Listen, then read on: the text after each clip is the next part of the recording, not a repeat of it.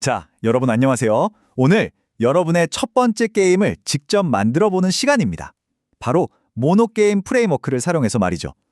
게임 개발, 그 짜릿한 세계로 함께 첫 발을 내디뎌 볼까요? 그럼 바로 시작하겠습니다. 머릿속으로만 그려봤던 나만의 세계, 친구들과 깔깔거리며 즐기고 싶은 그런 게임. 아마 다들 한 번쯤은 상상해 보셨을 거예요. 오늘이 바로 그 꿈을 현실로 만드는 첫 번째 날입니다. 그리고 여러분의 그 상상을 현실로 만들어줄 도구가 바로 이 모노게임이라는 녀석입니다. C샵이라는 언어로 딱 한 번만 만들면요. PC는 물론이고 모바일, 심지어 콘솔에서도 돌아가는 게임을 만들 수 있는 아주 강력한 오픈소스 프레임워크죠. 자, 오늘 우리가 떠날 여정의 지도인데요. 먼저 모노게임이 대체 뭔지 알아보고 개발에 필요한 장비들을 챙길 겁니다. 그리고 드디어 여러분의 첫 세상을 창조하고 그 세상이 어떻게 생겼는지 속을 들여다볼 거예요. 마지막으로 여러분 손으로 직접 첫 번째 마법을 부려보는 걸로 마무리하겠습니다. 좋습니다. 첫 번째 장부터 시작해볼까요? 모노게임은 그냥 프로그램이 아니에요. 여러분의 위대한 모험을 함께할 든든한 첫 번째 게임 엔진입니다. 아니 근데 왜 많고 많은 것 중에 하필 모노게임일까요?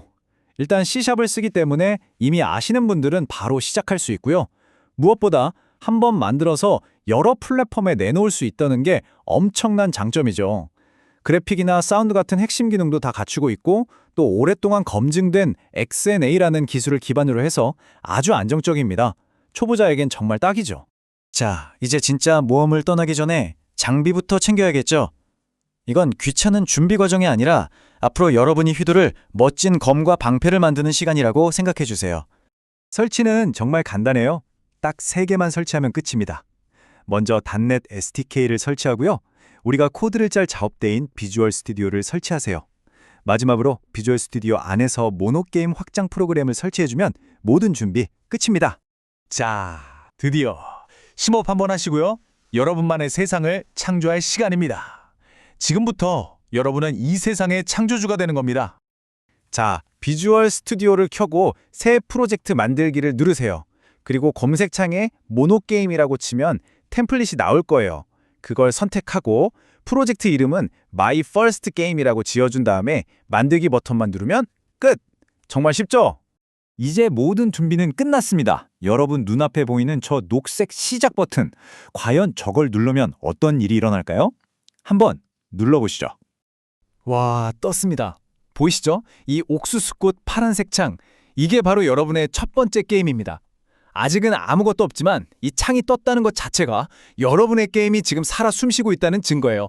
정말 축하합니다. 좋아요. 우리 게임이 세상에 나오긴 했는데 얘가 도대체 어떻게 생겨먹은 녀석인지 한번 속을 들여봐야겠죠? 일종의 설계도를 살펴보는 시간입니다.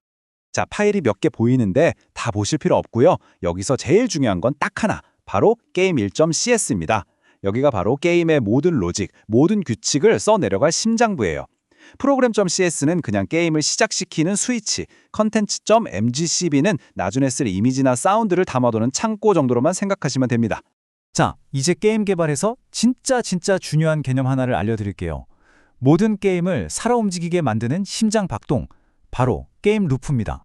게임 루프, 이름 그대로예요. 게임이 꺼질 때까지 그냥 계속 무한 반복하는 거예요. 뭘 반복하냐고요? 딱 2가지. 생각하고 그리고, 생각하고 그리고. 이걸 1초에 60번씩 하는 겁니다.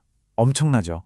조금 더 자세히 보면 게임이 딱 켜질 때 Initialize랑 Load Content가 각각 딱 한 번씩만 실행돼서 모든 준비를 마칩니다.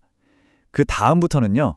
네, 게임이 끝날 때까지 업데이트와 드로우, 이 두 녀석이 한 쌍이 되어서 죽어라 반복되는 거죠. 그리고 이 슬라이드가 오늘 내용의 핵심입니다. 업데이트는 게임의 뇌, 드로우는 붓. 이건 그냥 외우세요. 업데이트에서는 모든 계산, 모든 생각을 하는 거예요. 키보드를 누르면 캐릭터가 어디로 갈지, 총알이 얼마나 날아갈지 같은 것들이요. 그럼 드로우는요?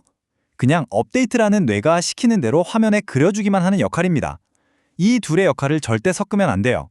뇌와 풋, 꼭 기억하세요. 자, 이런 공부는 이쯤 하고요. 이제 여러분이 직접 코드를 만져서 세상을 바꿔보는 첫 번째 마법을 시전할 시간입니다. 아까 그 파란 화면 기억나시죠? 범위는 바로 이 코드 한 줄입니다. 드로우라는 메서드 안에 있는데요. 화면을 옥수수꽃 파란색으로 싹 지워라. 바로 이 뜻입니다. 자, 우리의 첫 번째 주문을 외워볼까요? 저기 콘플라워 블루라고 써있는 부분을 블랙으로만 바꿔주세요. 네, 그게 다입니다. 이 간단한 주문이 과연 어떤 결과를 가져올까요? 그리고 다시 실행. 어때요? 화면이 새까맣게 변했죠? 와, 여러분 방금 해내셨습니다. 코드 한 줄로 이 세 개의 색을 바꾼 거예요. 이 작은 성공이 바로 여러분이 이 세 개의 규칙을 만드는 창조자라는 증거입니다. 보세요. 여러분 앞에는 이제 아무것도 그려지지 않은 무한한 가능성을 지닌 검은색 캔버스가 놓여 있습니다. 자, 이제 이 위에 여러분은 어떤 세상을 그려나가고 싶으신가요? 여러분의 상상력이 바로 다음 단계의 시작입니다. 안녕하세요. 자, 게임 개발 딱 시작하면 우리 눈앞에 뭐가 있죠? 맞아요. 바로 이 새까만 빈 화면입니다. 이 텅 빈 공간을 어떻게 생동감 넘치는 게임 세계로 탈바꿈시킬 수 있을까요? 오늘 그 비밀을 하나씩 파헤쳐 보겠습니다. 네, 바로 이거예요. 오늘의 핵심 질문. 이 질문에 대한 답을 찾는 건 단순히 코드를 몇 줄 짜는 것 이상의 여정입니다. 이건 말 그대로 무에서 유를 창조하는 진짜 창의적인 과정이거든요. 모노게임이 우리에게 준 강력한 도구들을 가지고 이 빈 캔버스를 여러분의 상상력으로 가득 채워볼 겁니다. 자, 그래서 위의 첫 번째 마스터 툴, 2D 그래픽의 심장이라고 할 수 있는 스프라이트 배치입니다. 이걸 여러분의 새로운 아티스트 툴킷에 가장 먼저 담아야 할 필수 아이템이라고 생각하시면 돼요. 이름만 들으면 뭔가 되게 어려워 보이죠? 근데 그 원리는 생각보다 아주 간단하면서 강력해요. 와, 이 비유가 정말 스프라이트 배치가 뭔지 딱 와닿게 설명해주지 않나요? 모든 그리기 요청을 한데 모아서 딱 한 번에 처리하는 것. 이게 바로 효율성의 비밀이죠. 게임은 매 프레임마다 수백, 수천 개씩 이미지를 그려야 하니까 이런 식으로 해야만 게임 성능이 뚝 떨어지는 걸 막을 수 있는 거죠. 조금 더 기술적으로 풀어볼까요?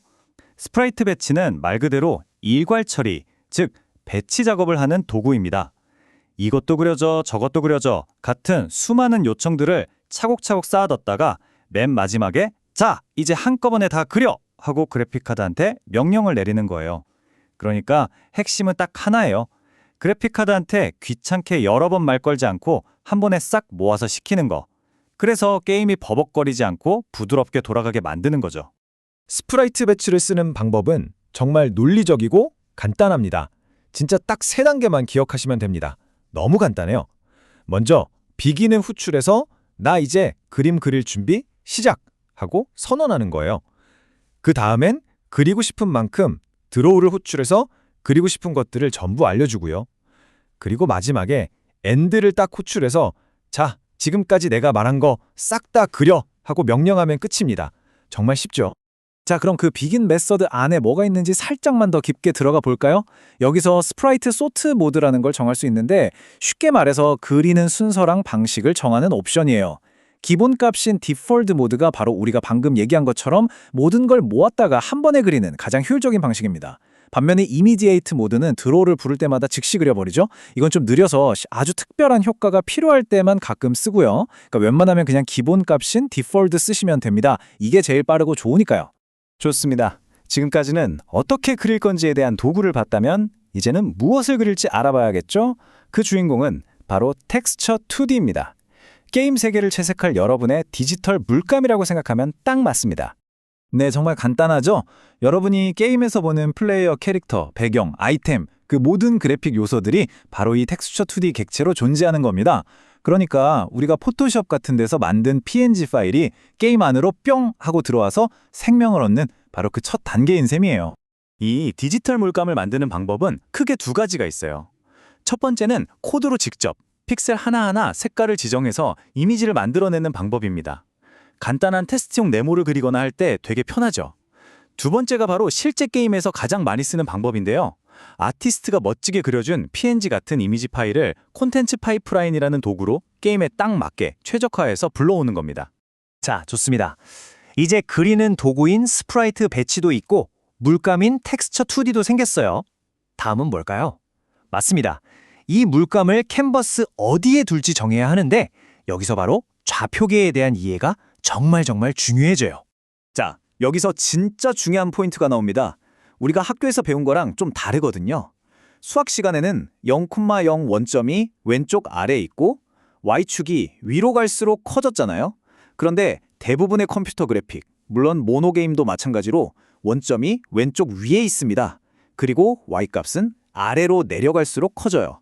이 차이점만 딱 기억해 두시면 초반에 왜 이미지가 이상한데 그려지지 하는 실수를 확 줄일 수 있을 거예요. 이 표를 보시면 바로 이해가 되실 거예요.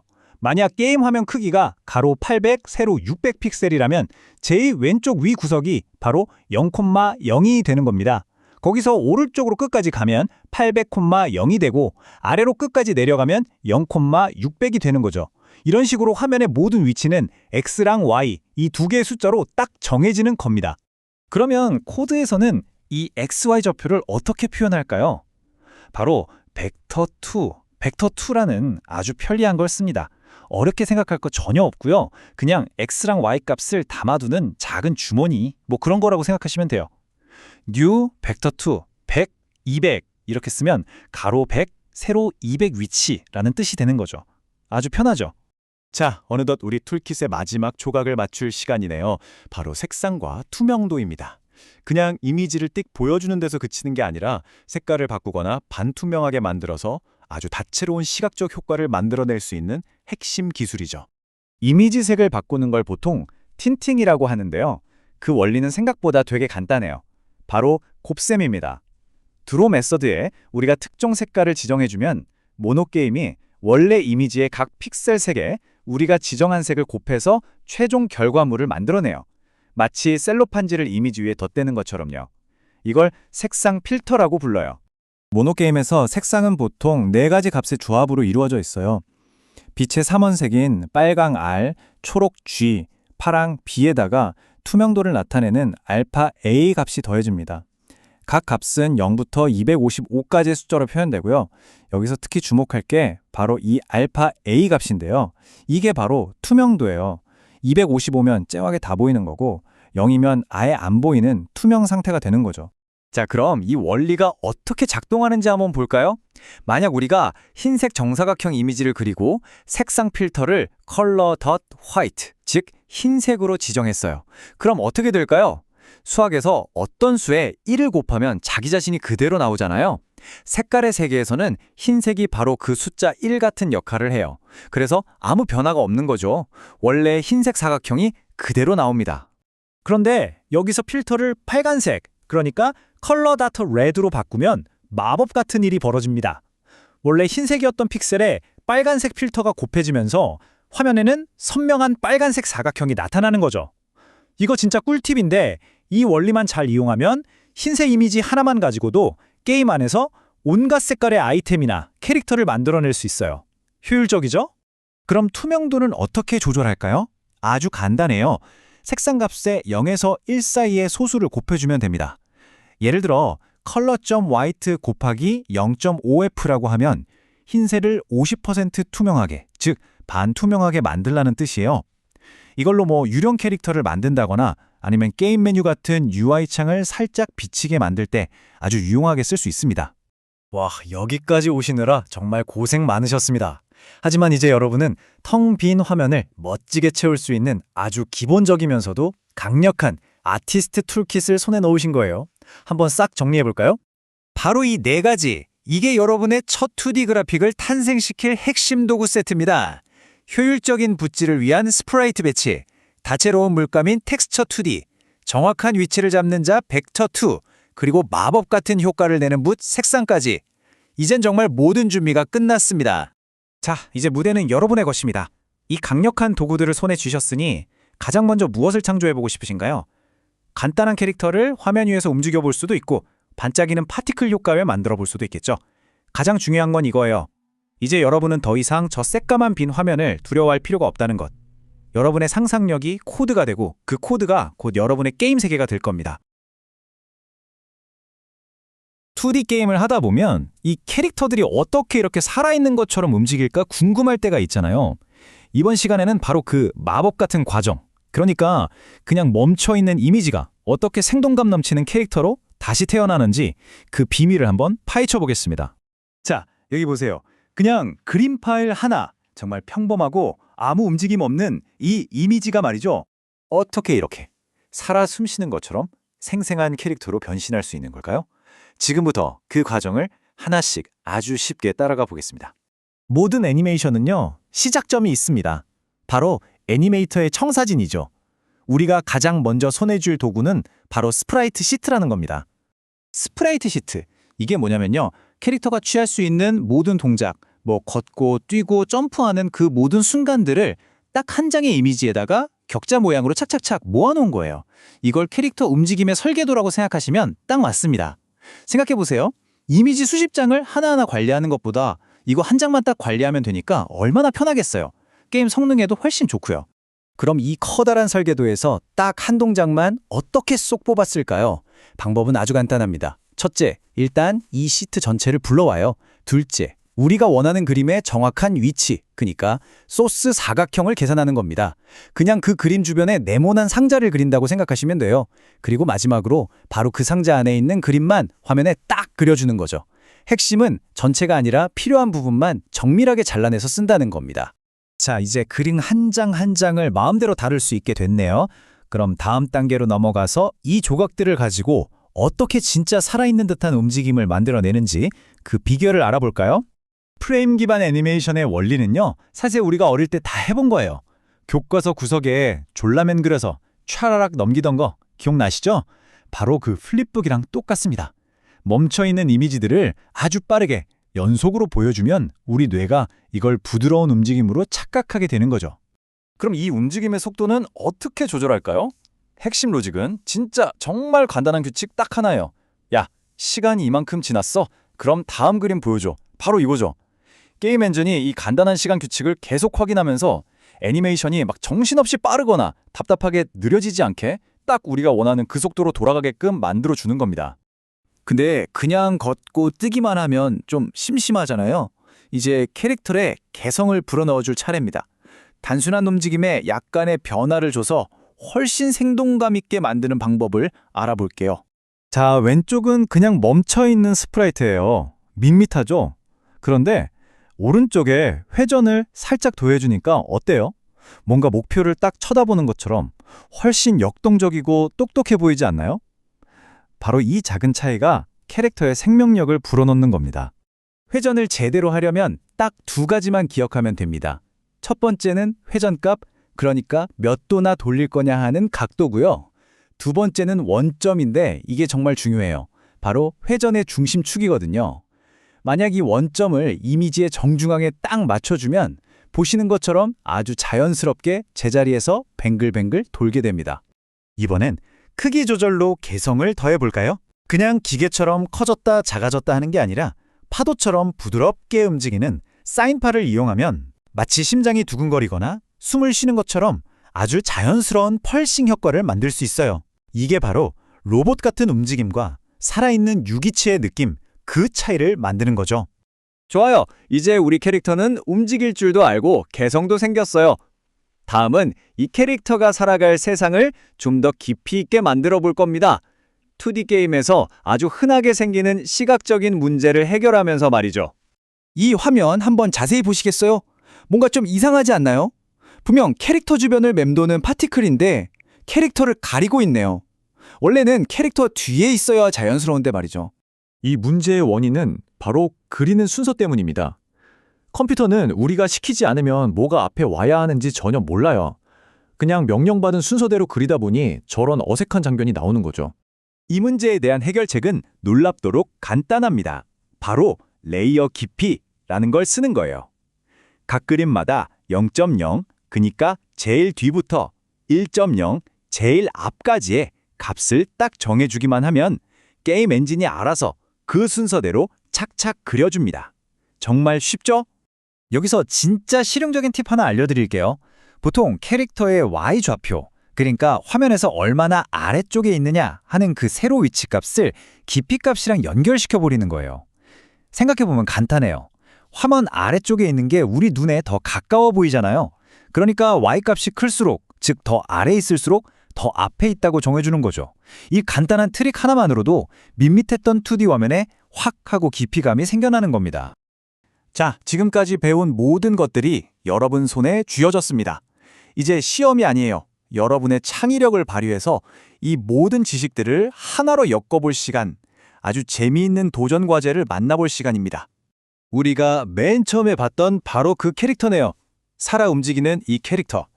이제 여러분은 이 캐릭터를 움직이게 한 애니메이션, 회전, 펄싱, 그리고 깊이감의 비밀을 전부 알게 되신 겁니다. 그래서 여러분의 도전 과제는 이겁니다. 먼저 네 방향으로 걷는 애니메이션을 만들어 보세요. 그리고 키보드로 직접 캐릭터를 조종하는 겁니다. 여기에 회전하고 펄싱하는 파티클을 추가하는데 제일 중요한 건 이 파티클이 반드시 캐릭터 뒤에서 보이게 만들어야 한다는 거죠. 어때요? 오늘 우리가 다룬 모든 핵심 내용이 여기에 다 들어있죠? 이로써 여러분은 어떤 2D 캐릭터라도 살아 숨쉬게 만들 수 있는 핵심 원리를 모두 배우셨습니다. 여러분의 손에 멈춰있는 그림에 생명을 불어넣는 힘이 생긴 거예요.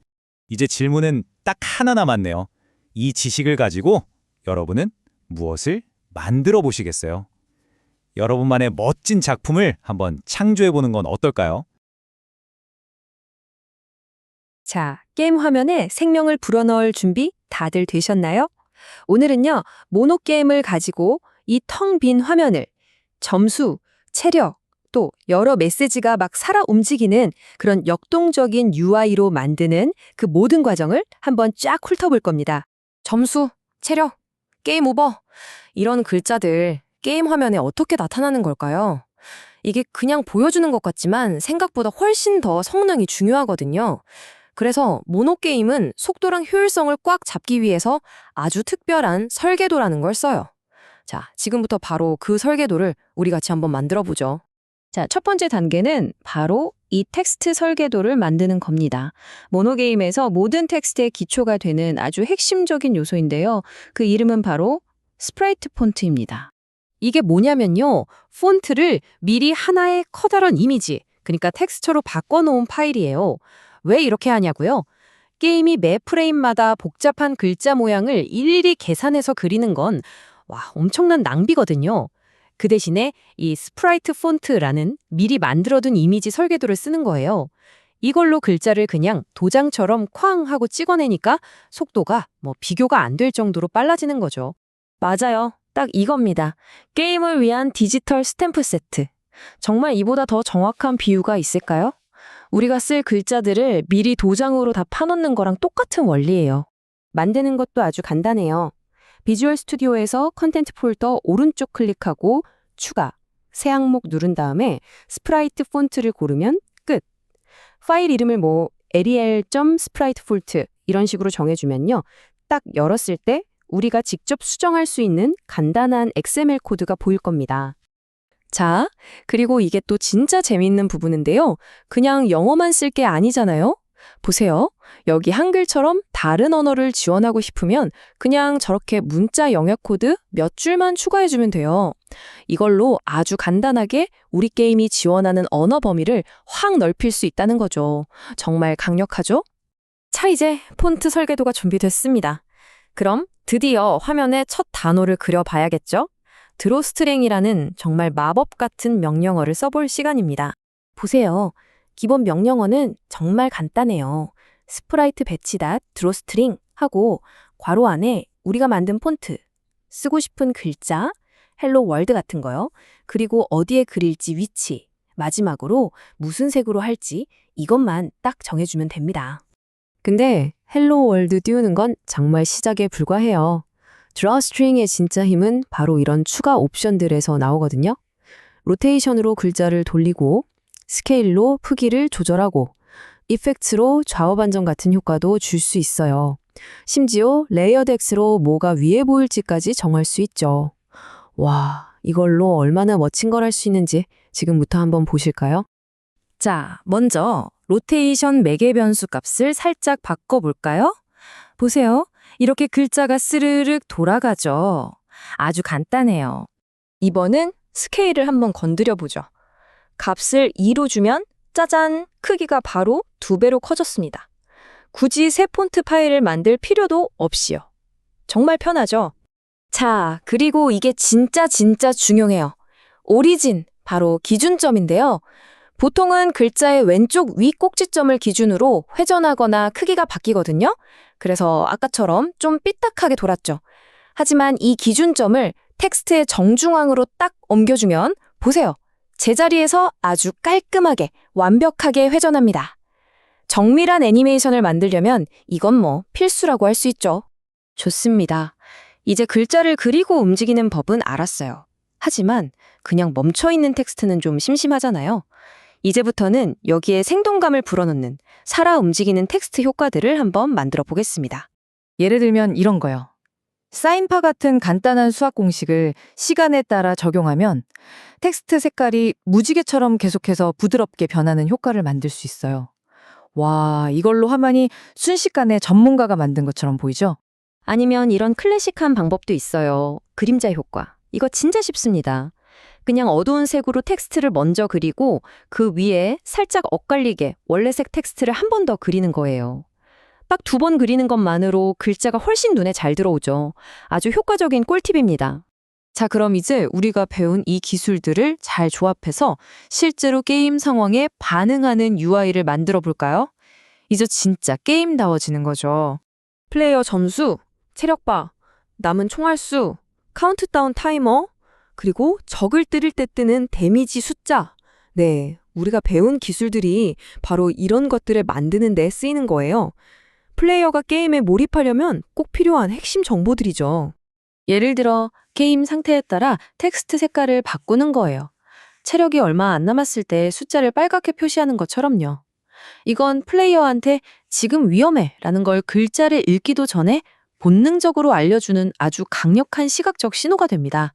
카운트다운 타이머도 마찬가지예요. 그냥 초 단위 숫자만 띡 보여주는 것보다 이걸 분, 초 형식으로 바꿔주기만 해도 훨씬 익숙하고 또 시간이 줄어들수록 긴장감이 확 올라가죠. 간단한 포맷 변경만으로 분위기를 만들 수 있는 거예요. 아, 그리고 플로팅 텍스트. 이거 RPG 좀 해보셨으면 다들 아시죠? 적을 때리면 데미지 숫자가 뿅 하고 튀어오르거나 회복하면 녹색 숫자가 스르륵 올라오는 거요. 바로 그겁니다. 특정 위치에 잠시 나타났다가 움직이면서 사라지는 임시 텍스트죠. 이 플로팅 텍스트의 짧은 생애를 한번 따라가 볼까요? 0초, 딱 생성되는 순간 마우스 클릭 위치 같은 곳에 완전 선명하게 짠 하고 나타납니다. 그리고 1.5초 동안 위로 스르륵 올라가면서 점점 투명해지죠. 마지막 1.5초가 되는 순간 완전히 투명해져서 게임에서 사라지는 겁니다. 이 짧은 순간이 엄청나게 효과적인 피드백을 주는 거죠. 자, 이제 필요한 부품들은 다 만들었습니다. 그럼 이 모든 걸 최종적으로 조립해 볼까요? 게임의 심장이라고 할 수 있는 메인 게임 루프에서 이 텍스트들이 어떻게 그려지는지 한번 코드를 들여다보죠. 바로 이 드로우 함수 안에서 모든 마법이 일어납니다. 먼저 underSpriteBatch.begin으로 자, 지금부터 그림 그릴게 하고 선언해요. 그리고 나서 우리가 만든 게임 UI, 타이머, 플로팅 텍스트를 순서대로 그려달라고 명령하죠. 마지막으로 underSpriteBatch.end로 그림 다 그렸다 하고 마무리하는 겁니다. 이 과정이 매 프레임, 그러니까 1초에 60번씩 반복되면서 우리가 보는 모든 UI가 화면에 깔끔하게 착착 그려지는 거예요. 자, 이제 여러분은 텍스트에 생명을 불어넣는 데 필요한 모든 도구를 손에 쥐었습니다. 아주 기본적인 폰트 생성부터 시작해서 게임을 정말 살아있게 만드는 화려한 플로팅 텍스트까지요. 이제 남은 질문은 딱 하나입니다. 이 도구들을 가지고 여러분은 어떤 역동적이고 멋진 UI를 만들어 보시겠습니까? 자, 여러분 안녕하세요. 오늘 우리가 이야기해 볼 건요, 진짜 중요한 거예요. 바로 여러분의 게임에 생명을 불어넣는 방법입니다. 그게 뭘까요? 바로 입력이죠. 플레이어가 여러분이 만든 세상과 어떻게 소통하게 할 건지 오늘 저랑 같이 한번 제대로 파헤쳐 봅시다. 자, 한번 생각해 보세요. 게임이랑 영화, 도대체 뭐가 다를까요? 언뜻 보면 화려한 그래픽, 웅장한 사운드 이런 거 떠올릴 수 있겠죠? 물론 그것들도 엄청 중요합니다. 근데 진짜 핵심적인, 근본적인 차이가 딱 하나 있어요. 네, 바로 이거예요. 상호작용. 플레이어가 그냥 화면을 보고만 있는 게 아니라 뭔가 행동을 해서 게임 세상에 영향을 줄 수 있을 때 바로 그 순간 여러분의 창조물은 진짜 살아 숨쉬게 되는 겁니다. 그러면 모노게임에서는 이걸 어떻게 할 수 있을까요? 플레이어의 목소리를 어떻게 들을 수 있을까요? 가장 기본부터 시작해야겠죠? 우리한테 제일 친숙한 도구 바로 키보드랑 마우스부터 한번 들여다보죠. 여기서 제일 중요한 단어는 스냅샷이에요. 사진 찍는 것처럼요. 이게 무슨 말이냐면 키보드를 계속 지켜보고 있는 게 아니고요. 지금 이 순간 딱 이 프레임에서 어떤 키가 눌려 있는지를 찰칵하고 찍어서 알려준다는 거죠. 아주 짧은 그 찰나의 순간을 포착하는 거예요. 진짜 간단하죠? 이 is key down이라는 명령어 딱 하나만 알면 우리가 맨날 쓰는 그 WASD 키 있잖아요. 그거 누를 때마다 캐릭터가 바로바로 움직이게 할 수 있어요. 와, 이것만 해도 벌써부터 뭔가 진짜 게임 같아지지 않나요? 그런데 막상 신나서 코딩을 해보면요. 꼭 이런 벽에 부딪히게 돼요. 잠깐만. 내 캐릭터 왜 대각선으로 갈 때 더 빠르지? 아마 게임 개발 처음 해보시는 분들이라면 거의 다 겪어봤을 거예요. 첫 번째, 멘붕의 순간이죠. 이유는 생각보다 간단해요. 약간의 수학? 그런 건데요. 자, 보세요. 오른쪽으로 1만큼 가고 동시에 위로도 1만큼 가면 대각선으로 움직이는 거리가 어떻게 될까요? 네, 피타고라스 정리 기억나시죠? 1대 1대 루트 2. 그래서 약 1.414배만큼 더 멀리 가게 되는 거예요. 그러니까 당연히 더 빨라 보이는 거죠. 자, 그럼 이 문제를 어떻게 해결하냐? 해결책은 바로 벡터 정규화라는 아주 멋진 기술입니다. 말이 좀 어려워 보이죠? 근데 간단해요. 그냥 어떤 방향으로 움직이든 그 총 이동 힘의 크기를 무조건 1로 딱 고정시켜버리는 거예요. 이렇게 하면 팔 방향 어디로 가든 속도가 똑같아지죠. 아주 깔끔하고 프로페셔널한 해결책이에요. 마우스도 기본 원리는 똑같아요. 키보드랑 아주 비슷하죠. 마우스 getState라는 걸 쓰면 지금 마우스 커서가 화면 어디에 있는지 X, Y 좌표를 바로 알 수 있고요. 왼쪽 버튼을 눌렀는지 오른쪽 버튼을 뗐는지 같은 상태도 알 수 있어요. 심지어 스크롤 휠을 위로 굴렸는지 아래로 굴렸는지 그 값까지 다 가져올 수 있습니다. 자, 기본기는 여기까지 하고요. 이제부터가 진짜입니다. 아마 모든 게임 개발자가 이거 하면서 무릎을 탁 치게 되는 아주 고질적인 문제에 대해 이야기해 볼 거예요. 상황은 아주 간단해요. 스페이스바를 누르면 캐릭터가 점프한다. 이것만큼 간단한 게 어딨어요, 그쵸? 근데 여기에 아주 큰 함정이 숨어 있습니다. 네, 바로 이거죠. 무한 점프 버그. 스페이스바를 꾹 누르고 있으면 캐릭터가 미친 듯이 점프, 점프, 점프 해서 저 하늘 끝까지 날아가 버리는 거예요. 왜냐하면 이 스키다운은 키를 누르고 있는 동안 내내 응, 눌렸어 라고 신호를 보내거든요. 그러니까 게임은 매 프레임마다 점프하라고? 알았어 하면서 계속 점프를 시키는 거죠. 그렇다면 진짜 우리가 해결해야 할 문제는 이거예요. 키를 그냥 누르고 있는 상태랑 지금 막 딱 누른 그 순간을 어떻게 구별해낼 수 있을까? 이 질문에 대한 답을 찾는 게 바로 입력 처리의 핵심 중의 핵심입니다. 자, 해결책은 의외로 간단합니다. 바로 과거와 현재를 비교하는 거예요. 이렇게요. 일단 바로 이전 프레임, 그러니까 어제의 키보드 상태를 기억해 두는 거예요. 그리고 오늘, 즉 현재 프레임의 키보드 상태를 새로 가져와요. 그런 다음 둘을 비교하는 거죠. 어제는 스페이스바가 안 눌려 있었는데 오늘은 눌려 있네? 바로 이 순간, 이 차이가 발견되는 그 딱 한 프레임이 바로 우리가 찾던 방금 눌림의 순간인 겁니다. 와, 이거 진짜 기발하지 않나요? 그리고 이 로직, 보세요. 점프할 때도 써야지, 총 쏠 때도 써야지, 메뉴 열 때도 써야지, 여기저기 쓸 때가 정말 많겠죠. 그러니까 매번 이 코드를 복사 붙여넣기 할 게 아니라 아예 인풋 매니저라는 별도의 관리 클래스로 딱 만들어두는 게 훨씬 똑똑한 방법이죠. 한번 만들어두면 계속 편하게 가져다 쓸 수 있으니까요. 자, 이렇게 정리할 수 있겠네요. 이제 우리 손에는 두 개의 아주 강력한 도구가 생긴 겁니다. 첫 번째, is key down. 이건 걷기나 달리기처럼 키를 누르는 동안 쭉 지속되어야 하는 행동에 쓰면 딱이고요. 두 번째, 우리가 방금 만든 is key pressed. 이건 점프나 총알 발사처럼 딱 한 번만 일어나야 하는 단발성 액션에 쓰면 완벽한 거죠. 이제 상황에 맞게 골라 쓰기만 하면 됩니다. 자, 이론은 이 정도면 충분한 것 같아요. 이제 제일 중요한 시간이 남았죠? 바로 여러분이 직접 코드를 만져볼 시간입니다. 이건 무슨 지루한 숙제가 아니에요. 여러분한테 드리는 일종의 퀘스트라고 생각해 주세요. 방금까지 우리가 배운 그 모든 이론들 있잖아요. 그걸 전부 활용해서 진짜 게임다운 기능을 한번 만들어 보는 거예요. 바로 게임의 꽃이라고 할 수 있는 인벤토리 시스템. 여러분 충분히 하실 수 있습니다. 제가 알려드린 것만 잘 기억하시면 돼요. 자, 그럼 여러분의 미션을 공개합니다.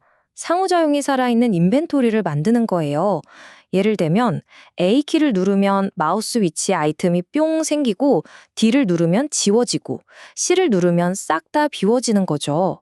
거기다 마우스 클릭하고 드래그해서 아이템 위치를 바꾸고 화살표 키로 선택칸을 요리조리 움직이는 것까지 어때요? 생각만 해도 진짜 재밌겠죠?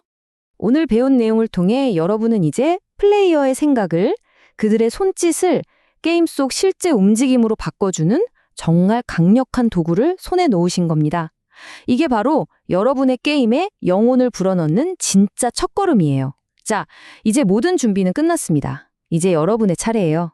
여러분이 창조한 그 세상에서 플레이어에게 가장 먼저 어떤 경험을 선물하시겠어요? 안녕하세요. 오늘은 모노게임으로 게임패드 지원을 추가하는 법 한번 제대로 파헤쳐 보겠습니다. 기술적인 거의들을 좀 더 알기 쉽게 시각적으로 풀어드릴게요. 요즘 게임 개발자라면 이거 정말 중요한 질문이죠. 내 게임 컨트롤러로도 재밌게 할 수 있나? 당연히 지원해야죠. 게임패드를 지원하면 플레이어들이 훨씬 더 게임에 빠져들 수 있거든요. 더 많은 사람들이 우리 게임을 즐길 수 있게 되는 거고요. 자, 그럼 본격적으로 시작해볼까요? 뭐부터 해야 하냐고요? 아주 간단해요. 일단 컨트롤러가 연결은 되어 있는지 그거부터 체크하는 게 첫걸음입니다. 모노게임에서 게임패드를 다룬다. 그럼 무조건 이 게임패드 스테이트라는 객체부터 시작한다고 보시면 돼요. 이게 뭐냐면 플레이어가 지금 컨트롤러로 뭘 하고 있는지 그 모든 상태를 알려주는 말하자면 하나의 창문 같은 역할을 하는 거죠. 그리고 알아두셔야 할 게 모노게임은 컨트롤러를 하나만 지원하는 게 아니에요. 최대 4개까지 각각 플레이어 인덱스 1부터 4까지 고유한 번호를 갖죠. 물론 오늘은 가장 기본인 첫 번째 플레이어 인덱스 1에 집중해서 이야기해 볼게요. 자, 보세요. 이게 진짜 재밌는 부분인데 그럼 컨트롤러가 방금 연결됐는지는 어떻게 알 수 있을까요? 바로 이전 프레임의 상태랑 지금 프레임의 상태를 비교하는 거예요. 이전에는 is connected가 false였는데 지금 true로 바뀌었다? 아하, 바로 이 순간에 컨트롤러가 연결된 거죠. 이때 컨트롤러가 연결되었습니다. 같은 메시지를 딱 띄워줄 수 있는 거고요. 자, 연결 확인은 됐고 이제 진짜 핵심이죠. 그럼 플레이어가 누르는 버튼이나 움직이는 스틱 값은 대체 어떻게 읽어오는 걸까요? 한번 자세히 들여다보겠습니다. 제일 먼저 우리한테 제일 익숙한 A, B, X, Y 버튼 같은 디지털 버튼부터 볼게요. 얘네는 아주 단순해요. 눌렸다 혹은 안 눌렸다 딱 2가지 상태만 있는 거죠. 근데 여기서 정말 중요한 포인트가 있어요. 그냥 버튼이 눌렸나? 하고 프레스드 상태만 체크하면 버튼을 꾹 누르고 있는 동안 매 프레임마다 점프, 점프, 점프 이렇게 돼버려요. 우리가 원하는 건 그게 아니잖아요. 딱 한 번만 점프하게 만들려면 어제는 안 눌렸는데 오늘 딱 눌렸네 하는 그 순간을 포착해야 합니다. 즉 이전 상태는 릴리즈 되었고 현재 상태가 프레스트인지를 확인해야 한다는 거죠. 아시겠죠? 자, 버튼은 됐고 이제 캐릭터를 실제로 움직이게 하는 아날로그 스틱으로 넘어가 볼까요? 아날로그 스틱이 왜 부드러운 움직임을 만들어낼 수 있는지 그 원리가 바로 여기에 있어요. 버튼처럼 그냥 켜짐, 꺼짐, 0 아니면 1이 아니거든요. 스틱을 얼마나 기울였는지에 따라서 마이너스 1.0부터 1.0까지의 연속적인 실수값을 줘요. 살짝만 밀면 조금 움직이고 끝까지 밀면 빠르게 움직이는 그런 디테일한 조작이 바로 이 덕분에 가능한 겁니다. 이번엔 트리거 버튼입니다. LT, RT라고 하죠. 이건 또 스틱이랑은 살짝 달라요. 비유하자면 자동차 엑셀 같은 거라고 생각하시면 딱 맞아요. 보시는 것처럼 트리거는 압력을 감지해요. 하나도 안 누르면 0.0, 끝까지 꾹 누르면 1.0. 그 사이의 압력도 다 읽어낼 수 있죠. 레이싱 게임에서 살살 밟아서 서서히 가속하는 거. 바로 이런 원리 덕분에 가능한 거예요. 자, 지금까지는 플레이어의 입력을 받는 법에 대해 알아봤어요. 그럼 이제 반대로 게임이 플레이어에게 출력을 보내는 법, 바로 손맛을 더해주는 햅틱 피드백, 즉 진동에 대해 이야기해 볼게요. 게임패드 안에는 사실 두 종류의 진동 모터가 들어있어요. 하나는 묵직하게 웅웅거리는 저주파 모터, 또 하나는 좀 더 날카롭게 윙윙거리는 고주파 모터죠. 모노게임에서는 이 두 모터의 세기를 0부터 1까지 각각 따로 조절할 수 있어요.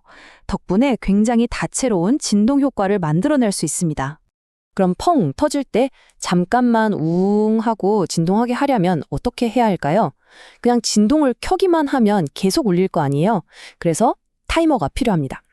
일단 진동을 시작시키고 시간을 재는 거죠. 그리고 매 프레임마다 0.5초 지났나 체크해서 시간이 다 됐으면 진동을 다시 0으로 꺼주는 겁니다. 간단하죠? 진동 기능을 쓸 때 몇 가지만 좀 기억해 두시면 좋은데요. 첫째, 모든 패드가 진동을 지원하진 않아요. 이거 꼭 체크해야 하고요. 둘째, 진동이 너무 과하면 플레이어들이 오히려 피곤해할 수 있습니다. 뭐든지 적당한 게 좋죠. 그리고 마지막으로 정말 중요한 건데 게임이 꺼질 때는 반드시 진동도 같이 꺼져야 해요. 안 그러면 게임이 꺼졌는데도 컨트롤러가 계속 울리는 그런 민망한 상황이 생길 수 있거든요. 자, 그럼 이론은 여기까지. 이제 이 모든 조각들을 하나로 모아서 실제로 캐릭터를 움직이는 컨트롤러를 어떻게 만드는지 한번 봅시다. 보세요. 바로 이렇게 되는 겁니다. 왼쪽 스틱을 움직이면 캐릭터가 이동하고 A 버튼을 딱 누르는 순간 점프를 하고 D패드로는 방향을 바꾸고 B 버튼을 누르면 정해진 시간 동안 진동이 오는 거죠. 그냥 데이터를 읽는 데서 그치는 게 아니라 이 입력들을 실제 게임 속 액션으로 연결해서 진짜 플레이할 수 있는 경험을 만들어내는 겁니다. 자, 이렇게 해서 컨트롤러 연결 확인부터 버튼, 스틱, 트리거 입력, 그리고 진동 피드백까지 게임패드 지원에 필요한 모든 걸 살펴봤습니다. 이제 공은 여러분에게 넘어갔네요. 이 기술들을 가지고 여러분은 과연 어떤 멋진 게임, 어떤 놀라운 경험을 만들어내실 건가요? 안녕하세요. 우리가 즐기는 멋진 게임들이 있잖아요. 그 복잡하고 방대한 세계를 어떻게 혼란 없이 싹 관리하는 걸까요? 그 비결이 바로 모든 것의 시작점이 되는 설계도에 숨어 있거든요. 오늘 그 핵심 설계도의 비밀을 한번 제대로 파헤쳐 보겠습니다. 자, 한번 상상해 볼까요? 화면에 막 수백, 아니 수천 개의 캐릭터랑 총알들이 정신없이 날아다니잖아요. 근데 이게 어떻게 서로 엉키지도 않고 자기 할 일을 딱딱 해내는 걸까요? 신기하죠? 바로 이 질문, 이게 오늘 우리가 풀어나갈 핵심 미션입니다. 만약에 이걸 다 따로따로 만든다고 생각해 보세요. 플레이어 클래스, 적 클래스, 총알 클래스. 그럼 클래스 파일이 수십, 수백 개가 되겠죠? 그럼 어떻게 될까요? 코드는 여기저기 똑같은 게 반복되고 뭐 하나 살짝 바꾸려고 하면 관련된 파일을 전부 다 뒤져야 하는, 와, 진짜 생각만 해도 끔찍한 관리의 지옥이 펼쳐지는 거죠. 근데 당연히 더 좋은 방법이 있겠죠. 이 모든 혼돈을 한 방에 정리할 아주 우아하면서도 강력한 해법이 있습니다. 그게 뭐냐? 바로 모든 객체가 함께 공유하는 하나의 만능 설계도를 만드는 겁니다. 그리고 그 멋진 해법의 이름이 바로 게임 오브젝트 클래스입니다. 우리 게임 세상에 있는 모든 것들이 공통으로 물려받는 뭐랄까 일종의 DNA 같은 거라고 생각하시면 돼요. 자, 그럼 지금부터 본격적으로 파고 들어가 볼까요? 개념은 아주 간단해요. 게임 오브젝트는 게임에 나오는 모든 것들의 조상님 같은 거예요. 플레이어, 몬스터, 심지어 나무 한 그루까지 전부 이 게임 오브젝트에서부터 시작하는 거죠. 그러니까 어디에 있는지, 어떻게 생겼는지, 지금 활동 중인지 아닌지 같은 가장 기본적인 정보들을 이 조상님이 다 가지고 있는 셈입니다. 자, 여기서 진짜 중요한 건 4번하고 5번이에요. 업데이트랑 드로우. 이건 일종의 형동지침 같은 건데요. 특히 저기 virtual이라는 단어 보이시죠? 이게 핵심입니다. 이걸 뭐라고 생각하면 좋냐면 내 맘대로 바꿨어도 돼 하는 허락 딱지 같은 거예요. 이 딱지 덕분에 똑같은 게임 오브젝트 설계도를 쓰면서도 플레이어는 키보드로 조종하고 적은 알아서 움직이는 각자만의 특별한 행동을 가질 수 있게 되는 거죠. 뼈대는 같지만 속은 완전히 다르게 채울 수 있는 마법. 바로 그겁니다. 자, 좋습니다. 이제 기본적인 설계도는 갖춰졌어요. 그럼 다음 단계는 뭘까요? 맞아요. 이 멈춰있는 객체들한테 생명을 불어넣어야죠. 바로 움직이게 만들어보는 겁니다. 게임에서 움직이는 원리는 생각보다 간단한 공식 하나로 설명돼요. 새 위치는 원래 있던 위치에다가 속도 곱하기 시간을 더한 값이다. 좀 복잡하게 들리나요? 쉽게 말해서 어디로 얼마나 빨리 갈지를 정하고 얼마나 시간이 흘렀는지를 곱해주면 얘가 정확히 어디로 가야 할지가 딱 나오는 거죠. 이 간단한 원리 하나가 게임 속 모든 화려한 움직임을 만들어내는 거예요. 근데 여기서 진짜 정말 중요한 게 하나 있어요. 바로 델타 타임이라는 개념입니다. 만약 이걸 안 쓰고 그냥 컴퓨터 성능, 그러니까 프레임에 맞춰서 캐릭터를 움직이면 어떻게 될까요? 빵빵한 컴퓨터에서는 캐릭터가 막 날아다니고 좀 느린 컴퓨터에서는 거북이처럼 기어가는 말도 안 되는 상황이 벌어져요. 완전 불공평하죠? 그래서 프로들은 실제로 흐른 시간, 즉 델타 타임을 기준으로 움직임을 계산합니다. 그래야 어떤 컴퓨터에서 하던 모두가 똑같은 속도로 게임을 즐길 수 있으니까요. 이건 그냥 좋은 방법이 아니라 프로라면 반드시 지켜야 할 철칙 같은 겁니다.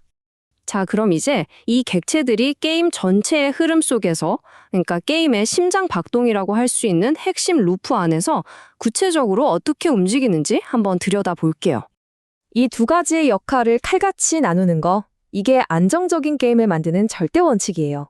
업데이트는 생각하는 시간입니다. 위치를 계산하고 체력이 달고 모든 논리적인 변화는 다 여기서 일어나요. 그리고 들어오는요, 그냥 그림 그리는 시간입니다. 업데이트에서 계산 끝난 결과를 화면에 보여주기만 하는 거죠. 절대로 그림 그리면서 데이터를 바꾸면 안 돼요. 상상해보세요. 그림 그리는데 갑자기 물체가 다른 곳으로 순간 이동한다? 화면이 막 깨지고 난리가 나겠죠? 그래서 생각은 업데이트에서, 그리기는 드로우에서. 이 원칙은 무조건 지켜야 합니다. 자, 지금까지 이론을 살펴봤으니 이제 이게 실제로 어떻게 돌아가는지 봐야겠죠? 우리가 만든 이 게임 오브젝트라는 멋진 설계도를 가지고 어떻게 살아 움직이는 역동적인 시스템이 탄생하는지 그 결과를 한번 직접 확인해 보시죠. 보세요. 게임 오브젝트라는 기본 뼈대는 똑같이 물려받았는데 플레이어 객체는 완전히 다른 녀석이 됐죠. 그 비결이 뭐냐? 바로 아까 말했던 업데이트 메서드를 플레이어에 맞게 맞춤 제작했기 때문이에요.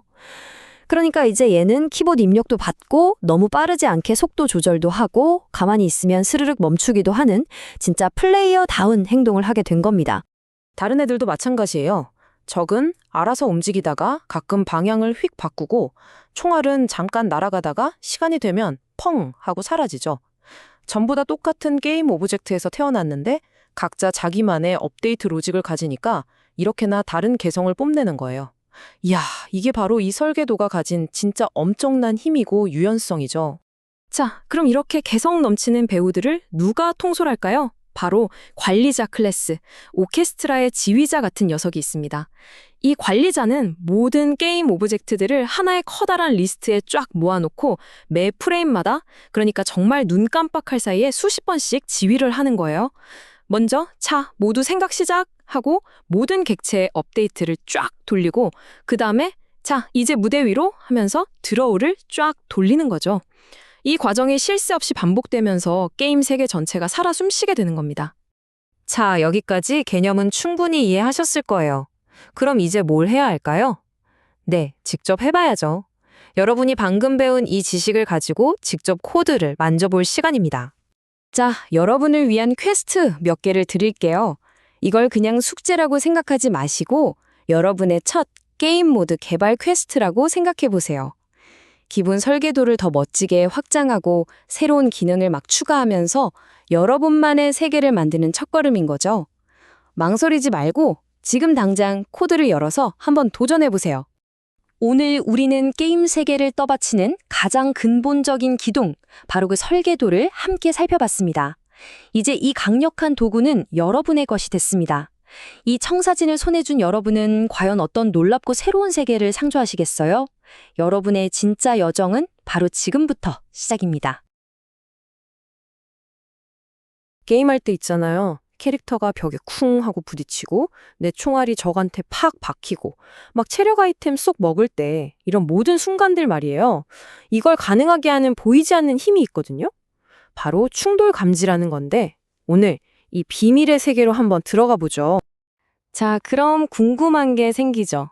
아니, 게임이라는 게 사실 그냥 화면에 찍힌 점들, 픽셀 덩어리잖아요. 근데 어떻게 캐릭터랑 벽이 닿았다는 걸 알 수 있는 걸까요? 이 되게 근본적인 질문, 오늘 같이 한번 파헤쳐 보겠습니다. 사실 생각해보면 게임에 나오는 캐릭터나 뭐 아이템 같은 것들 그냥 알록달록한 픽셀 덩어리잖아요. 얘네들이 무슨 감각이 있겠어요? 그쵸? 그래서 이 디지털 세계가 진짜처럼 느껴지게 하려면 나 지금 뭔가에 부딪혔어 하고 알려주는 특별한 센서가 필요해요. 바로 그게 충돌 감지 시스템인 거죠. 되게 복잡할 것 같지만 사실 충돌 감지의 핵심은 딱 하나예요. 지금 두 개가 겹쳤나 안 겹쳤나? 이거 확인하는 거. 진짜 이게 답니다.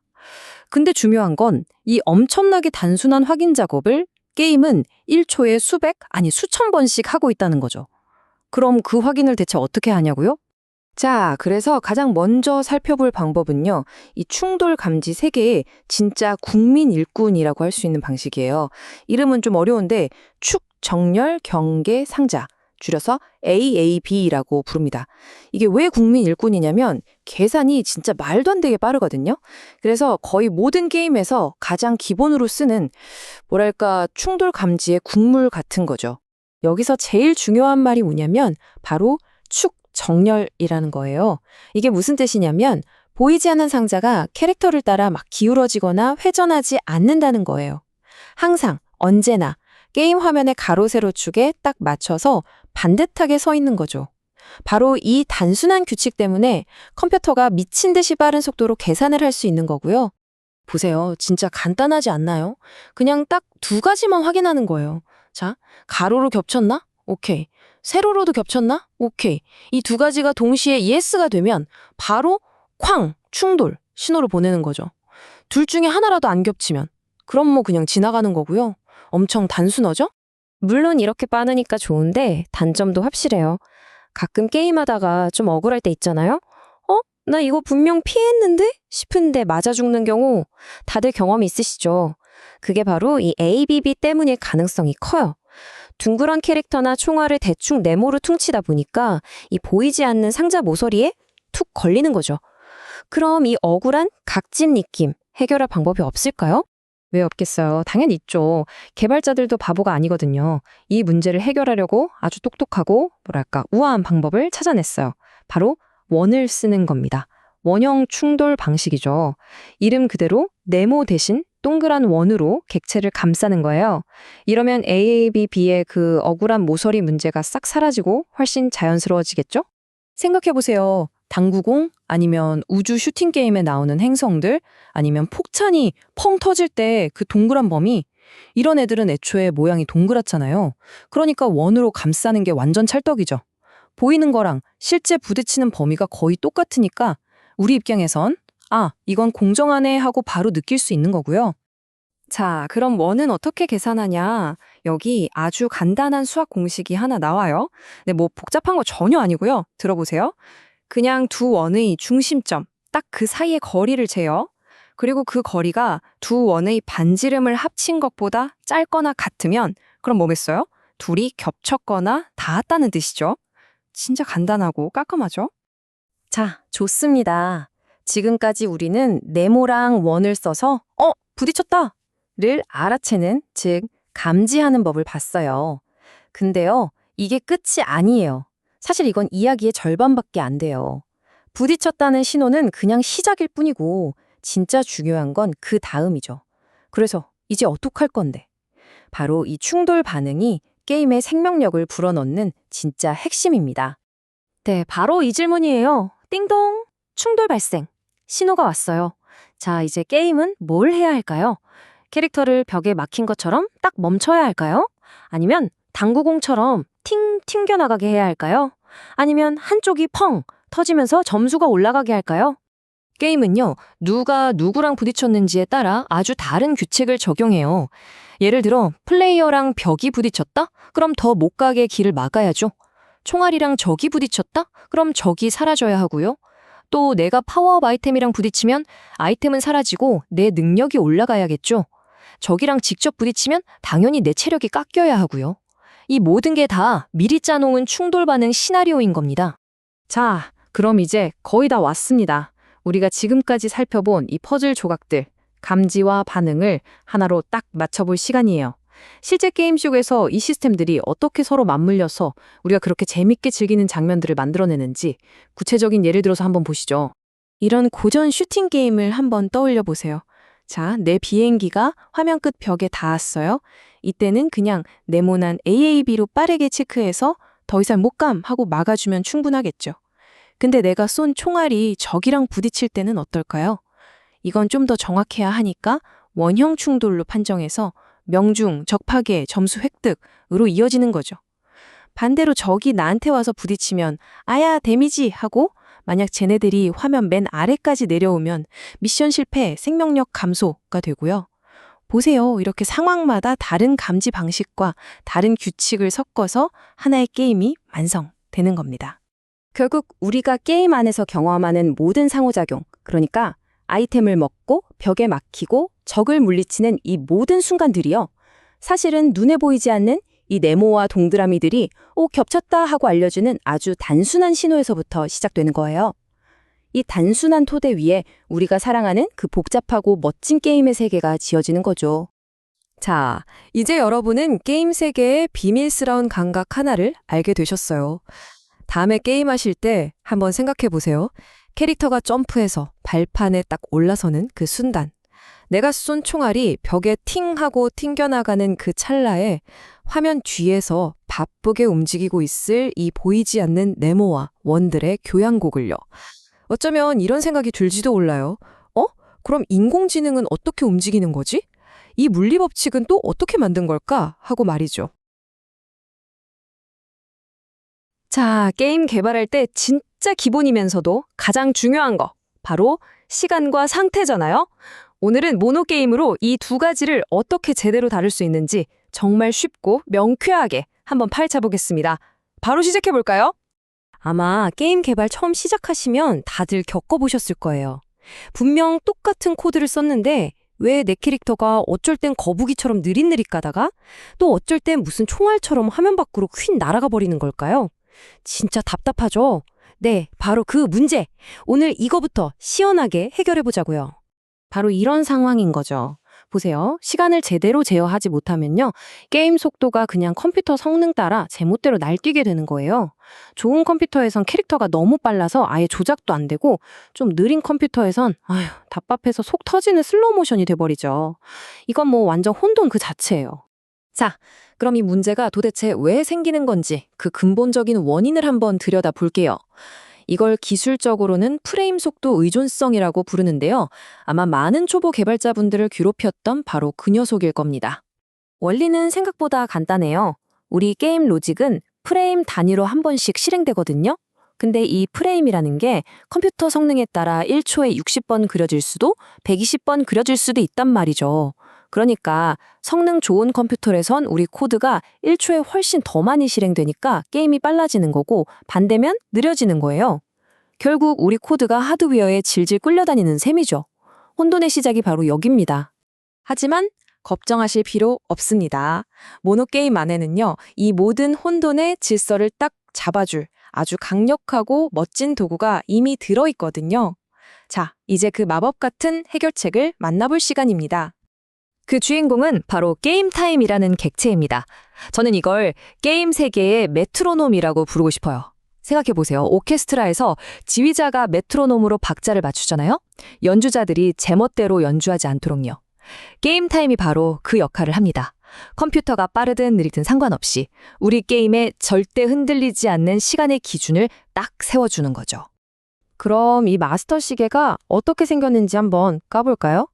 핵심은 이 세 가지예요. 첫 번째, elapsed game time. 이건 딱 이전 프레임에서 지금 프레임까지 정말 눈 깜짝할 사이에 흐른 시간을 알려줘요. 아주 작은 시간 조각이죠. 두 번째는 토탈 게임 타임인데요. 이건 말 그대로 게임 시작하고 지금까지 총 얼마의 시간이 흘렀나를 보여주고요. 마지막으로 is running slowly. 이건 일종의 경고등 같은 거예요. 어이, 지금 게임이 좀 버벅대고 있어? 하고 알려주는 아주 유용한 신호죠. 자, 여기서 오늘 내용의 핵심이 나옵니다. 바로 elapsed game time이에요. 이것만 있으면 우리는 더 이상 한 프레임에 몇 픽셀 움직여가 아니라 1초에 몇 픽셀 움직여라고 명령할 수 있게 돼요. 이게 진짜 엄청난 차이거든요. 프레임이라는 가상 단위에서 벗어나서 우리가 현실에서 쓰는 초라는 절대적인 단위를 쓰게 되는 거죠. 바로 이 순간 우리 게임이 드디어 하드웨어의 속박에서 벗어나는 겁니다. 이걸 프레임 독립성이라고 해요. 이게 말로만 들으면 좀 헷갈릴 수 있으니까 숫자로 한번 보죠. 자, 여기 평범한 컴퓨터가 있어요. 초당 60프레임, 그러니까 1초의 화면을 60번 그려주는 아주 일반적인 상황이라고 해봅시다. 이때 일러스트 게임 타임이 주는 값, 이걸 흔히 델타 타임이라고 부르는데요. 계산해보면 약 0.016초가 나와요. 그러니까 한 프레임을 그리는데 걸리는 아주 짧은 시간인 거죠. 좋아요. 그럼 이번엔 쌩쌩 돌아가는 고사양 게이밍 PC로 바꿔볼까요? 이 컴퓨터는 1초의 화면을 무려 120번이나 그려줍니다. 프레임이 2배로 뛰었죠? 그럼 이때 델타 타임은 어떻게 될까요? 당연히 딱 절반인 약 0.0083초로 줄어들겠죠. 한 프레임당 시간은 더 짧아졌어요. 자, 근데 바로 여기에 마법이 숨어 있습니다. 우리가 캐릭터를 움직일 때 이 시간 조각을 곱해주면 과연 무슨 일이 일어날까요? 결과는 보시는 것처럼 완벽하게 똑같은 속도가 나옵니다. 왜냐고요? 60프레임 컴퓨터에서는 0.0167초만큼씩 60번 움직이고 120프레임 컴퓨터에서는 그보다 짧은 0.0083초만큼씩 120번 움직이는 거예요. 결국 1초가 지났을 때 이동한 총 거리는 소름 돋게도 똑같아지는 거죠. 바로 이게 그 지긋지긋한 속도 버그를 한 방에 해결하는 방법입니다. 정말 간단하죠? 자, 이제 우리 게임의 큰 시간 흐름은 완벽하게 제어할 수 있게 됐습니다. 그럼 이걸 응용해서 게임 안에서 쓰는 작은 시계들, 예를 들어 3초 뒤에 폭탄 터지기 같은 타이머는 어떻게 만들 수 있을까요? 이것도 코드를 보기 전에 개념부터 딱 잡고 갈게요. 아주 간단한 3단계 패턴만 기억하시면 돼요. 첫째, 일단 타이머를 하나 만들어요. 넌 3초짜리야 하고 시간을 정해주는 거죠. 둘째, 게임이 돌아가는 매 순간 바로 그 델타 타임만큼 타이머의 남은 시간을 계속 깎아내려요. 그리고 셋째, 타이머가 0이 됐나? 하고 계속 확인하다가 0이 되는 순간 우리가 원했던 이벤트, 예를 들면 폭발 같은 걸 실행시키는 겁니다. 정말 직관적이죠? 좋습니다. 이제 시간이라는 첫 번째 기둥은 아주 튼튼하게 세웠어요. 하지만 게임을 완성하려면 또 하나의 거대한 기둥이 필요합니다. 바로 상태 혹은 공간을 관리하는 문제예요. 한번 생각해 보세요.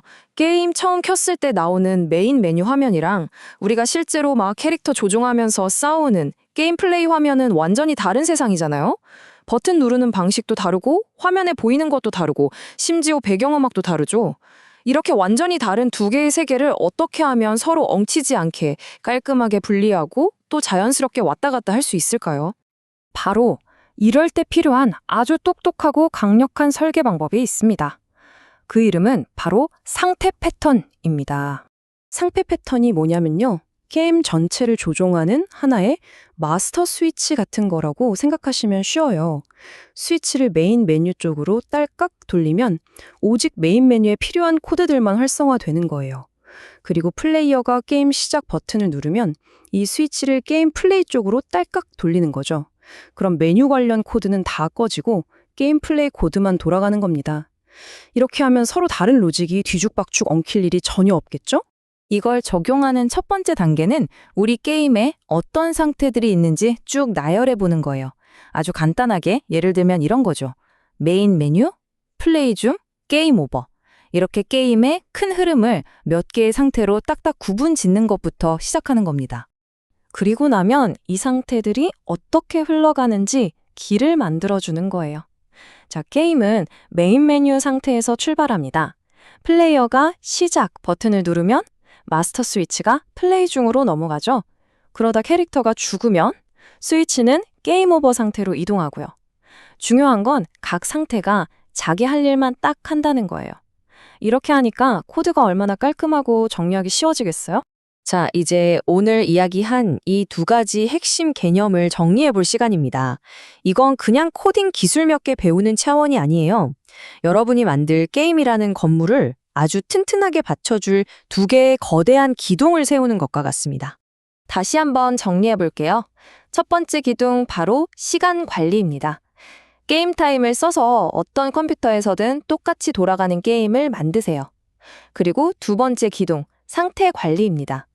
상태 패턴으로 메뉴, 게임 플레이, 게임 오버 같은 각 부분을 깔끔하게 분리해서 관리하는 거죠. 이 두 개의 기둥만 정말 튼튼하게 세워두면요. 그 위에는 어떤 복잡하고 멋진 기능이든 흔들림 없이 착착 쌓아 올릴 수 있게 될 겁니다. 이제 게임의 시간과 공간을 지배하는 가장 기본적이면서도 가장 강력한 두 가지 도구가 여러분 손에 쥐어졌습니다. 자, 이 도구로 여러분은 과연 어떤 세상을 만들어 내시겠습니까? 모든 건 여러분의 상상력에 달려 있습니다. 안녕하세요. 여러분의 게임 혹시 너무 조용하지 않나요? 괜찮습니다. 오늘 모노게임에서 그 침묵을 깨고 플레이어의 심장을 뛰게 할 사운드를 만드는 법 제대로 한번 알아보겠습니다. 텅 빈 무대 같았던 여러분의 게임 세계를 풍성한 소리의 교향곡으로 바꾸는 여정 지금 바로 시작하시죠. 자, 한번 생각해보죠. 우리가 인생 게임이라고 부르는 것들 있잖아요. 그래픽도 좋고 스토리도 훌륭한데 그것만으로는 설명이 안 되는 뭔가 특별한 게 있죠. 과연 그 결정적인 한 방은 어디서 오는 걸까요? 네, 맞아요. 바로 사운드입니다. 생각해보세요. 플레이어가 점프할 때 나는 경쾌한 효과음, 보스를 만났을 때 심장을 쿵쾅거리게 만드는 배경음악. 바로 이런 소리들이 모여서 그냥 괜찮은 게임을 잊지 못할 경험으로 만들어주는 겁니다. 그래서 오늘 우리가 뭘 할 거냐면요. 바로 이 사운드를 정복하는 겁니다. 왜 사운드가 중요한지부터 시작해서 모노게임의 지분 도구들을 하나씩 살펴볼 거고요. 마지막에는 게임 상황에 따라 소리가 지능적으로 바뀌는 진짜 프로 같은 시스템을 만드는 비법까지 차근차근 따라오시면 됩니다. 자, 그럼 첫 번째 이야기부터 시작해 볼까요? 왜 게임의 사운드가 꼭 필요한가? 솔직히 우리 개발자들 오디오는 좀 나중에 생각하는 경향이 있잖아요. 일단 기능부터 만들고 소리는 맨 마지막에 입히자 하고요. 근데 이게 정말 큰 착각일 수 있습니다. 사운드는 그냥 장식이 아니거든요. 이 네 가지가 핵심이에요. 첫째, 몰입감. 빗소리, 바람소리 이런 게 없으면 세상이 텅 빈 느낌이잖아요. 둘째는 피드백. 내가 버튼을 눌렀을 때 뿅 하는 소리가 나야 아, 내 캐릭터가 점프했구나 하고 바로 알 수 있죠. 그리고 감정. 슬픈 장면에서 신나는 음악이 나오면 이상하잖아요. 마지막으로 가이드. 삐삐삐 하는 소리로 위험을 알려주기도 하고요. 그러니까 사운드는 그냥 배경음악이 아니라 게임 플레이 그 자체인 거죠. 좋아요. 이론은 이쯤 하고 이제 진짜 코드를 만져볼 시간입니다. 모노게임에서 사운드를 다루는 첫 번째 무기. 바로 사운드 이펙트예요. 이름만 들어도 감이 오시죠? 빵, 뿅 하는 짧은 효과음들 다 이걸로 만듭니다. 얘는 뭐냐면요. 점프 소리, 총 쏘는 소리, 아이템 먹는 소리 이런 즉시 반응해야 하는 소리들을 위한 전문가입니다. 그래서 보통 용량이 작은 점 웨이브 파일을 통째로 메모리에 올려버려요. 왜냐? 딜레이가 1도 있으면 안 되니까. 버튼 누르는 순간 바로 소리가 나야 제맛이잖아요. 이거 쓰는 법은 진짜 쉬워요. 딱 4단계. 자, 보세요. 첫째, 쓸 사운드 파일을 컨텐츠 폴더에 툭 던져 넣고요. 둘째, 코드에 나 이런 사운드 이펙트 쓸 거야 하고 변수를 하나 만들어줘요. 셋째, 게임 로딩할 때 컨텐츠 로드로 불러오고 마지막, 제일 중요한 거, 캐릭터가 점프할 때 같은 특정 상황에서 닷 플레이. 끝. 어때요? 간단하죠? 뿅뿅거리는 효과음은 이제 알았고 그럼 게임의 분위기를 쫙 깔아주는 배경음악은 어떡할까요? 여기엔 또 다른 녀석이 등장합니다. 바로 송 클래스예요. 근데 이 사운드는 사운드 이펙트랑은 좀 달라요. 생각해보세요. 5분짜리 배경음악을 통째로 메모리에 올린다? 메모리가 너무 아깝죠? 그래서 얘는 똑똑하게 스트리밍이란 걸 해요. 파일을 조금씩 읽어와서 바로바로 틀어주는 거죠. 그리고 이걸 관리하는 총책임자가 있는데 그게 바로 미디어 플레이어입니다. 모든 배경음악 재생, 정지, 볼륨은 다 이 친구를 통해서 해야 해요. 자, 그럼 한번 정리해볼까요? 표를 보시면 딱 감이 오죠. 사운드 이펙트는 뭐다?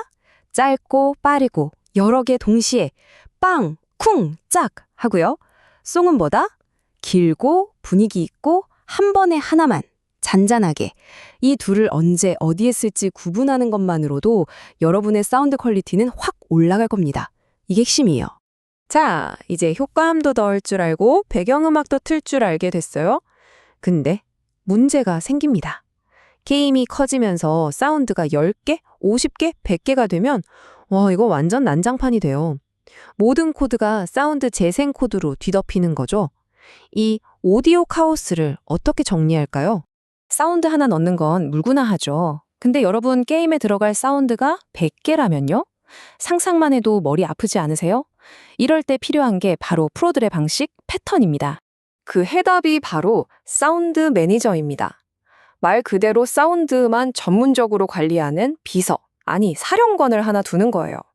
이 친구가 게임 시작할 때 모든 사운드를 싹 다 챙겨놓고 우리는 그냥 필요할 때 야, 점프 소리 좀 틀어봐 하고 이름만 불러주면 되는 거죠. 엄청 편하겠죠? 이걸 쓰면 뭐가 좋냐고요? 와, 말도 마세요. 일단 모든 사운드를 한 곳에서 관리하니까 코드가 기가 막히게 깨끗해져요. 그리고 전체 볼륨 조절 같은 기능 껌이죠. 매니저한테 전체 볼륨 50%로 줄여 한마디만 하면 되니까요. 또 중요한 거, 게임 중에 렉 발리는 거 싫잖아요? 사운드 불러오느라 버벅거리는 일, 이걸 쓰면 싹 사라집니다. 미리 다 로딩해 놓으니까요. 오케이, 이제 우리에겐 강력한 사운드 매니저라는 무기가 생겼습니다. 이걸로 기본은 다 됐어요. 하지만 우린 프로를 지향하잖아요. 여기서 몇 스푼만 더 얹어서 진짜 와, 소리 좋다는 말이 나오게 만들어 봅시다. 프로의 디테일, 별거 없어요. 이런 겁니다. 첫째, 그냥 소리 트는 게 아니라 볼륨 조절. 멀리 있는 건 작게, 가까운 건 크게. 당연하죠? 둘째, 배경음악 반복 재생. 이지 리피팅 이거 하나 추르르 바꿔주면 끝. 그리고 셋째, 이게 진짜 꿀팁인데 페이드 효과. 음악이 뚝 끊기면 얼마나 촌스러워요. 스르륵 사라지고 스르륵 나타나게 만드는 거죠. 이게 바로 퀄리티의 차이입니다. 좋은 오디오는 뭘 트느냐가 아니라 어떻게 트느냐에 달려있다. 명언이죠? 진짜 맞는 말이에요. 똑같은 사운드 파일이라도 이런 섬세한 컨트롤 하나하나가 쌓여서 명품 사운드를 만드는 겁니다. 플레이어들은 다 알아요, 이 미묘한 차이를. 자, 드디어 마지막 단계입니다. 지금까지 배운 모든 조각들을 합쳐서 최종 보스를 만들어 볼 시간이에요. 바로 게임 상황에 따라 알아서 척척 바뀌는 살아있는 오디오 시스템, 다이나믹 사운드스케이프입니다. 바로 이거예요, 이거. 이 표 한번 보세요. 우리 사운드 매니저가 얼마나 똑똑해질 수 있는지 보여줍니다. 게임 상태가 메뉴면 메뉴 음악 틀어. 플레이 중이면 신나는 레벨 음악으로 바꿔. 그러다 보스전이다? 그럼 갑자기 비장한 음악이 쫙 깔리면서 효과음 볼륨을 살짝 줄여주는 센스. 그리고 게임 오버가 되면 모든 걸 멈추고 게임 오버 소리만 딱 내보내는 거죠. 어때요? 진짜 지능적이지 않나요? 결국 핵심은 이겁니다. 여러분의 오디오는 화면에서 벌어지는 이야기와 똑같은 이야기를 귀로 들려줘야 해요. 눈과 귀가 완벽하게 하나가 될 때 플레이어는 그냥 게임을 하는 게 아니라 그 세계를 경험하게 되는 거죠. 바로 그 순간 여러분의 게임은 생명을 얻게 됩니다. 자, 이제 공은 여러분에게 넘어갔습니다. 지금 여러분의 모니터 속 게임은 아마 조용할 거예요. 그 침묵을 깨는 첫 번째 소리. 그 소리로 어떤 이야기를 시작하고 싶으신가요? 점프 소리? 아니면 웅장한 테마 음악? 그 첫 번째 소리가 여러분 게임의 정체성을 결정할 겁니다. 한번 멋지게 들려줘 보세요. 혹시 나만의 게임을 한번 만들어 보고 싶다. 이런 꿈 가져본 적 없으신가요? 오늘은 바로 그 첫걸음을 떼어볼까 합니다. 아주 고전적인 게임의 설계도를 하나하나 뜯어보면서 말이죠. 맞습니다. 오늘은 그냥 게임을 구경하는 게 아니에요. 게임이 대체 어떻게 만들어지는지 그 핵심 원리를 속속들이 파헤쳐 볼 겁니다. 생각만 해도 정말 흥미진진하지 않나요? 자, 그럼 바로 시작해 보죠. 첫 번째 순서는 클래식 아케이드 게임입니다. 우리가 분석해 볼 게임은 아마 다들 아실 거예요. 시대를 초월한 명작. 바로 벽돌 깨기입니다. 네, 이 단순해 보이는 게임 안에 게임 디자인의 모든 기초가 다 담겨 있거든요.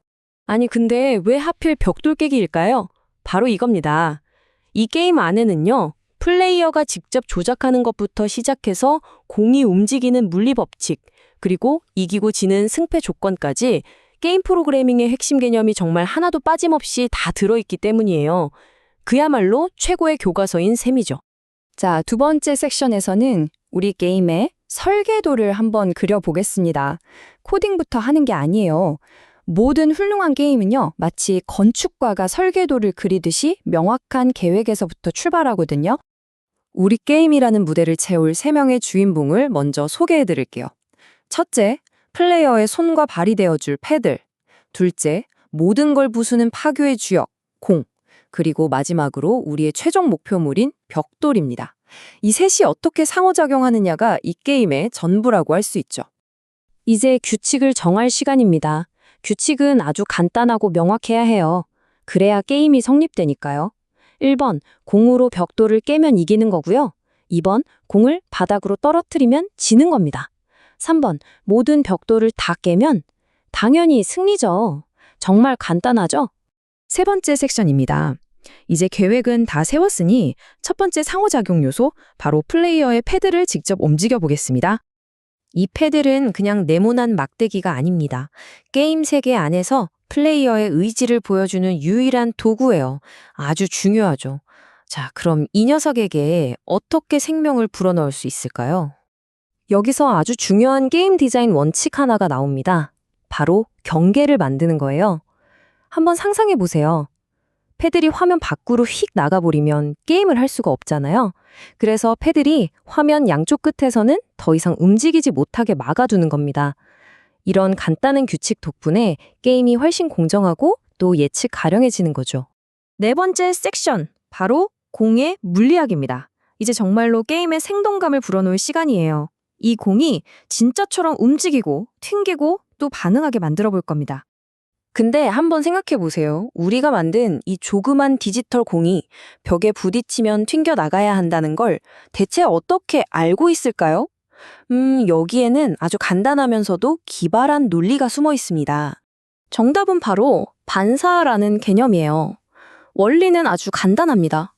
공이 왼쪽이나 오른쪽 벽에 부딪혔다? 그럼 수평으로 움직이는 방향을 그냥 정반대로 뒤집어주는 거예요. 위쪽 벽에 부딪히면 수직 방향을 뒤집어주면 되고요. 바로 이 단순한 원리 덕분에 공이 게임 공간 안에서 계속해서 살아 움직일 수 있는 겁니다. 자, 이제부터가 진짜 재밌는 부분입니다. 바로 플레이어의 실력이 드러나는 순간이죠. 공이 이 패들에 맞았을 때 과연 어떤 일이 벌어질까요? 첫 번째 경우, 공이 패들의 정중앙에 정확히 맞았어요. 그러면 공은 아주 안전하게 수직으로 똑바로 튕겨 올라갑니다. 가장 기본적인 상호작용이라고 할 수 있죠. 하지만 진짜 묘미는 바로 이 두 번째 경우에 있습니다. 공이 패들의 중앙이 아니라 가장자리에 맞으면 훨씬 더 날카로운 각도로 휙 튕겨나가요. 바로 이 순간 플레이어는 단순히 공을 받아내는 걸 넘어서서 공의 궤적을 전략적으로 조종하게 되는 겁니다. 물론 이 튕겨나가는 각도에 한계는 있습니다. 최대 60도 정도로 제한을 두죠. 왜냐고요? 게임의 균형을 잡기 위해서예요. 이 제한이 없다면 공이 너무 빠르거나 예측 불가능하게 움직여서 게임이 너무 어려워질 수 있거든요. 결국 핵심은 이겁니다. 패들의 어느 부분에 공을 맞추느냐. 이 간단한 차이 하나가 벽돌 깨기를 그냥 공 튕기기 게임이 아니라 기술과 전략을 필요로 하는 아주 도전적인 게임으로 만들어주는 거죠. 자, 드디어 마지막 섹션입니다. 이제 우리가 만든 이 기본 뼈대에 여러분의 아이디어를 더해서 이 게임을 얼마나 더 멋지게 발전시킬 수 있을지 한번 상상해 봅시다. 자, 여러분이 도전해볼 만한 몇 가지 퀘스트를 드릴게요. 예를 들면 시간이 지날수록 공이 점점 빨라지게 만드는 거예요. 스릴 넘치겠죠? 아니면 목숨을 몇 개 주고 게임 오버 화면을 만들 수도 있고요. 패들이 갑자기 커지거나 작아지는 아이템은 어떨까요? 그것도 아니면 패들의 움직임에 따라 공의 회전을 거는 거죠. 가능성은 정말 무한합니다. 자, 이제 여러분이 게임 디자이너가 될 차례입니다. 오늘 우리가 함께 살펴본 이 원리들을 바탕으로 여러분이라면 이 벽돌 깨기 게임에 어떤 기발한 기능을 가장 먼저 넣어보고 싶으신가요?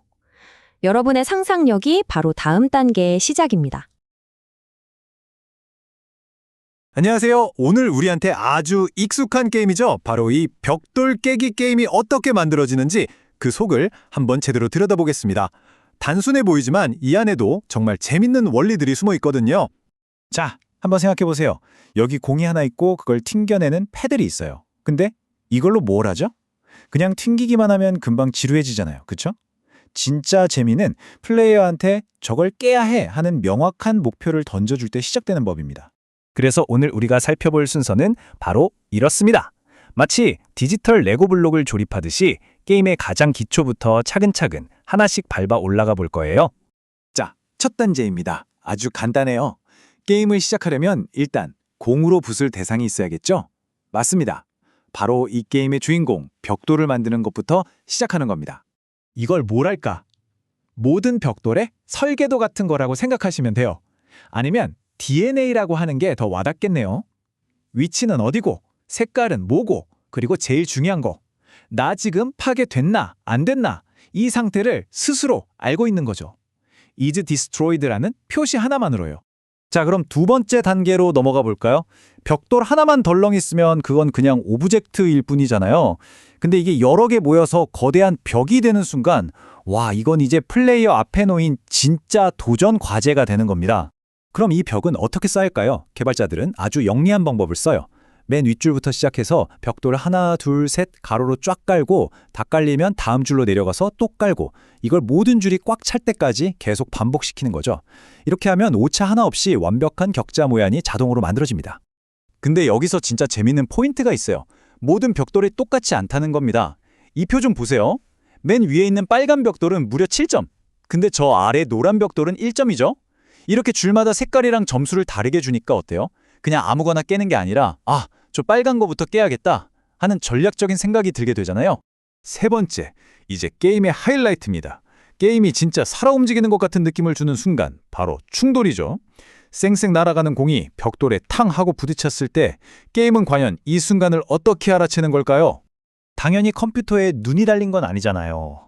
우리처럼 동그란 공이랑 네모난 벽돌이 닿았네 하고 보는 게 아니에요.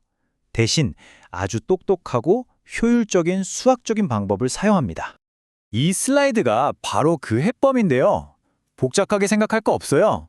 그냥 공의 중심점에서 벽돌 사각형까지 가장 짧은 거리를 재보는 거예요. 그래서 만약 그 거리가 공의 반지름보다 짧다? 그럼 아, 닿았네, 충돌, 이렇게 판단하는 거죠. 정말 기발하지 않나요? 자, 충돌했다는 걸 알았으면 그 다음이 중요하죠. 공이 튕겨나가야 하잖아요. 만약에 벽돌의 윗면이나 아랫면에 맞았다면 공의 위아래 움직임, 즉 수직 방향 속도를 반대로 뒤집어주는 겁니다. 반대로 왼쪽이나 오른쪽에 맞았다면 좌우 움직임, 수평 방향 속도를 뒤집어주고요. 그래야 진짜 공처럼 자연스럽게 팅 하고 튕겨나가겠죠. 네 번째 단계입니다. 이제부턴 이 모든 것에 의미를 부여할 차례예요. 그냥 벽돌을 부수는 것도 물론 재밌지만 점수가 착착 올라가야 아, 내가 뭔가를 해내고 있구나 하는 성취감이 들잖아요. 이제 이 충돌의 순간을 점수 시스템과 연결시켜주는 겁니다. 그래서 게임 스테이트라는 일종의 중앙 관제탑을 만듭니다. 이건 뭐냐면 게임의 모든 상황을 기록하는 공식 기록원 같은 거예요. 지금 점수는 몇 점인지, 목숨은 몇 개 남았는지, 현재 레벨은 몇인지 이 모든 걸 얘가 다 기억하고 관리하는 거죠. 그래서 벽돌이 팡 하고 터지는 그 순간 이 게임 스테이트에 바로 기록이 되고 플레이어는 화면에 뜨는 점수를 보면서 좋았어 하고 즉각적인 보상을 느끼게 되는 겁니다. 짜릿하죠? 그리고 이렇게 중요한 정보들은 플레이어가 헷갈리지 않게 화면에 딱 보여줘야겠죠?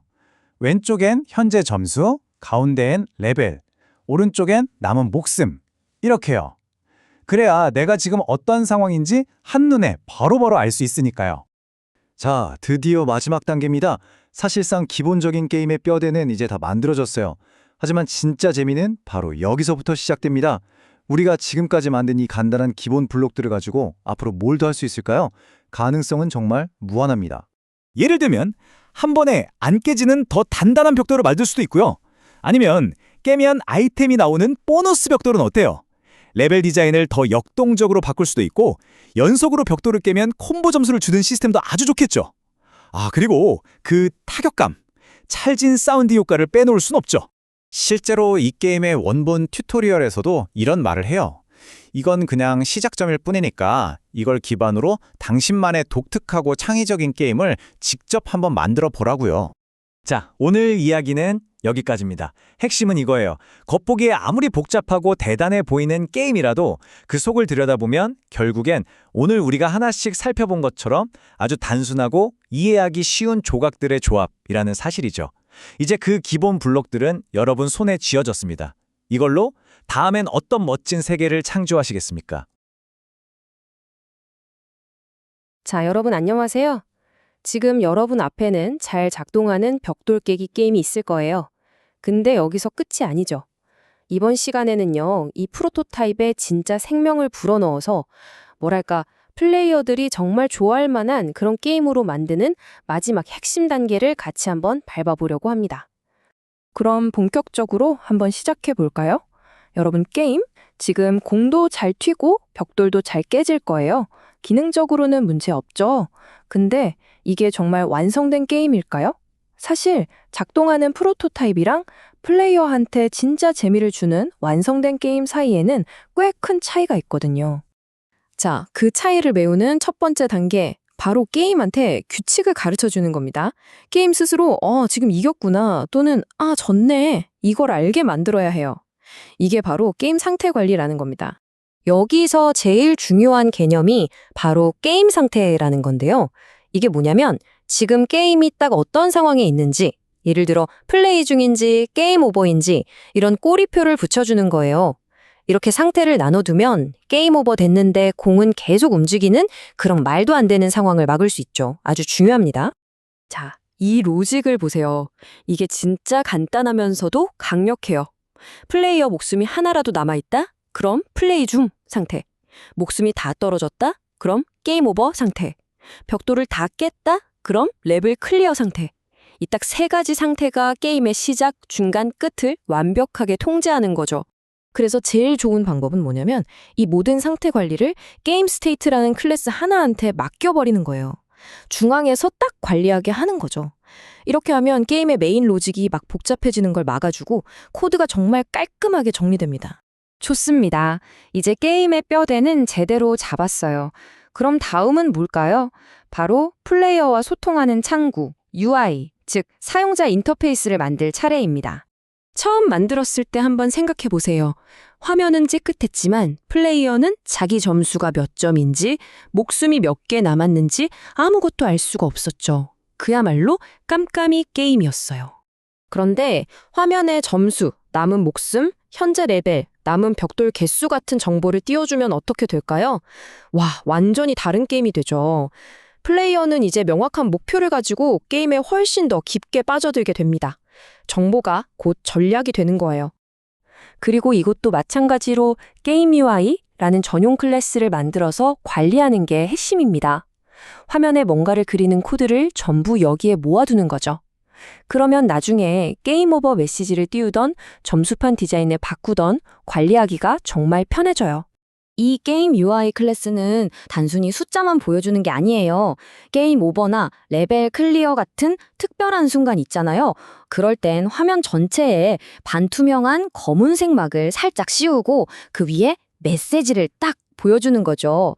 플레이어의 시선을 자연스럽게 집중시키는 아주 세련된 방법입니다. 자, 드디어 마지막 단계에 왔습니다. 게임에 소리를 입혀서 진짜 살아 숨쉬는 것처럼 만드는 과정이에요. 플레이어의 경험을 한 차원 끌어올리는 거죠. 꼭 기억하세요. 게임에서 사운드는 그냥 시끄러운 소리가 절대 아닙니다. 이건 플레이어의 행동에 대한 즉각적인 피드백이에요. 공이 패드에 탕 하고 맞을 때, 벽돌이 쨍그랑 하고 깨질 때 이 소리가 네, 당신이 방금 한 행동 성공했어요 라고 확실하게 알려주는 신호인 거죠. 보세요. 이런 식으로 각각의 상황에 딱 맞는 소리를 연결해 주는 겁니다. 패드를 맞을 때 소리, 벽돌 깨질 때 소리, 게임 오버 됐을 때 나오는 아쉬운 소리, 그리고 레벨 깼을 때 나오는 경쾌한 징글까지. 이 모든 건 사운드 매니저라는 사운드 총감독이 깔끔하게 관리하게 되고요. 배경음악에 계속 틀어주는 것도 이 친구의 역할입니다. 자, 이제 모든 조각이 맞춰졌습니다. 진짜 완성이라고 선언하기 전에 마지막으로 이륙전 점검을 해야겠죠. 이 체크리스트를 보면서 하나하나 꼼꼼하게 확인하는 겁니다. 목숨은 잘 깎이는지, 게임 오버는 제대로 뜨는지, 소리는 제때 나오는지, 마지막 버그까지 확실하게 잡아내는 거죠. 정말 축하드립니다. 이제 여러분은 온전히 작동하는 멋진 게임 하나를 완성했어요. 하지만 이게 끝이 아니라는 거 아시죠? 사실 이게 진짜 시작입니다. 이제 여러분의 아이디어를 마음껏 펼칠 시간이에요. 첫 번째 아이디어 한번 던져볼게요. 게임이 계속 똑같으면 금방 질리잖아요. 레벨이 올라갈수록 점점 더 어려워지는 동적 난이도, 이거 어떠세요? 예를 들면 레벨이 올라갈 때마다 공속도를 아주 조금씩 빠르게 하는 거예요.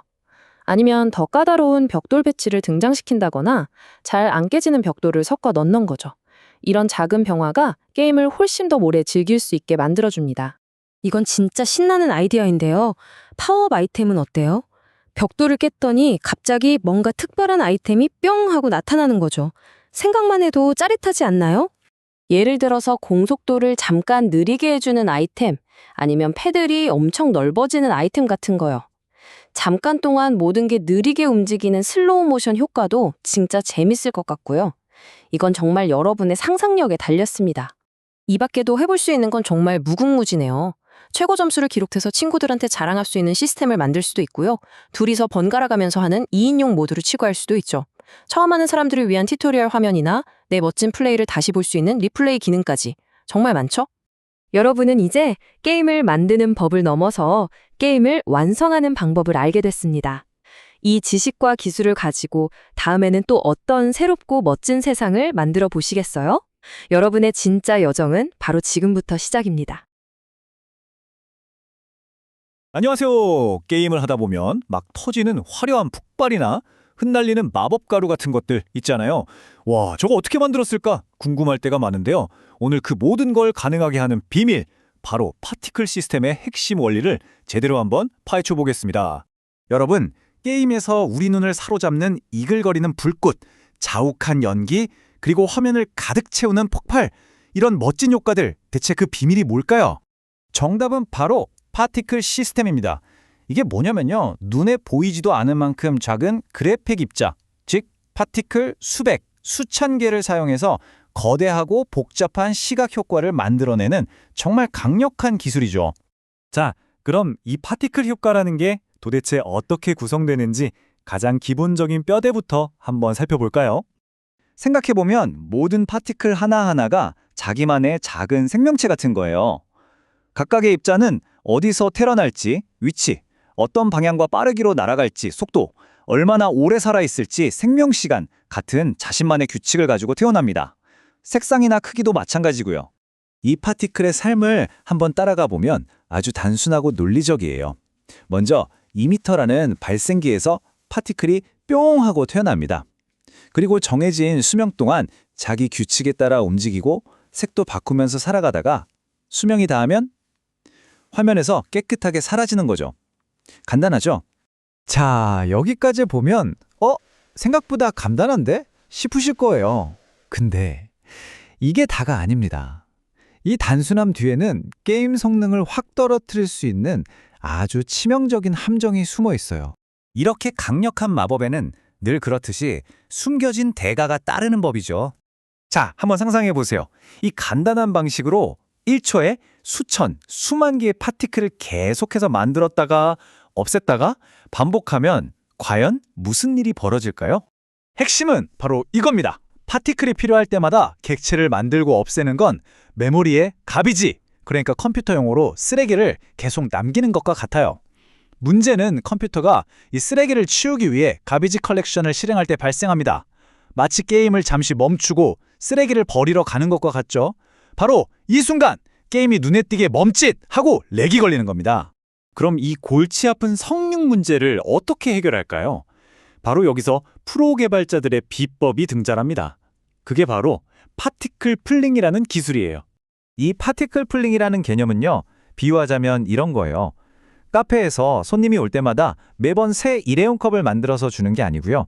미리 치서둔 머그잔을 잔뜩 쌓아두고 손님한테 줬다가 다 쓰면 받아서 다시 씻어놓는 거죠. 어때요? 훨씬 빠르고 깨끗하고 효율적이겠죠? 이 방식은 정말 똑똑해요. 먼저 게임이 딱 시작될 때 필요한 만큼의 파티클을 왕창 미리 만들어둬요. 이걸 풀이라고 부르는 일종의 창고에 넣어두는 거죠.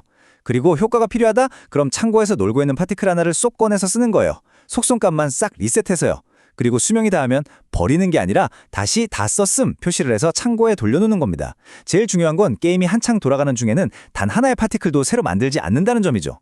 입초를 보시면 차이가 확 느껴지시죠? 플링을 쓰면 그 지긋지긋한 가비지 컬렉션으로 인한 렉을 원천적으로 막을 수 있습니다.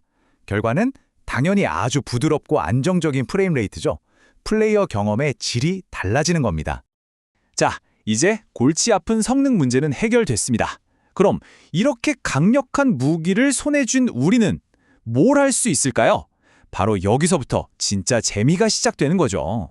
이렇게 효율적인 풀링 시스템이 딱 갖춰지면요. 이제 성능 걱정은 저 멀리 던져버리고 우리가 상상하는 모든 효과를 만들 수 있게 되는 거예요. 펑펑 터지는 폭발, 뭉게뭉게 피어나는 연기, 활활 타오르는 불. 이런 것들을 만들어내는 효과 공장을 아주 쉽게 구축할 수 있습니다. 결국 이 기술을 마스터한다는 건요, 단순히 코드를 최적화하는 걸 넘어서 밋밋하고 정적인 게임 세계에 생명력을 불어넣는 그 결정적인 차이를 만드는 겁니다. 진짜 살아 숨쉬는 세계를 만드는 거죠. 자, 이제 여러분은 프로들처럼 부드럽고 멋진 효과를 만들어내는 핵심 비결을 알게 됐습니다. 이 강력한 지식으로 여러분은 어떤 세상을 창조하시겠습니까? 여러분의 상상력이 만들어낼 멋진 세계가 기대되네요.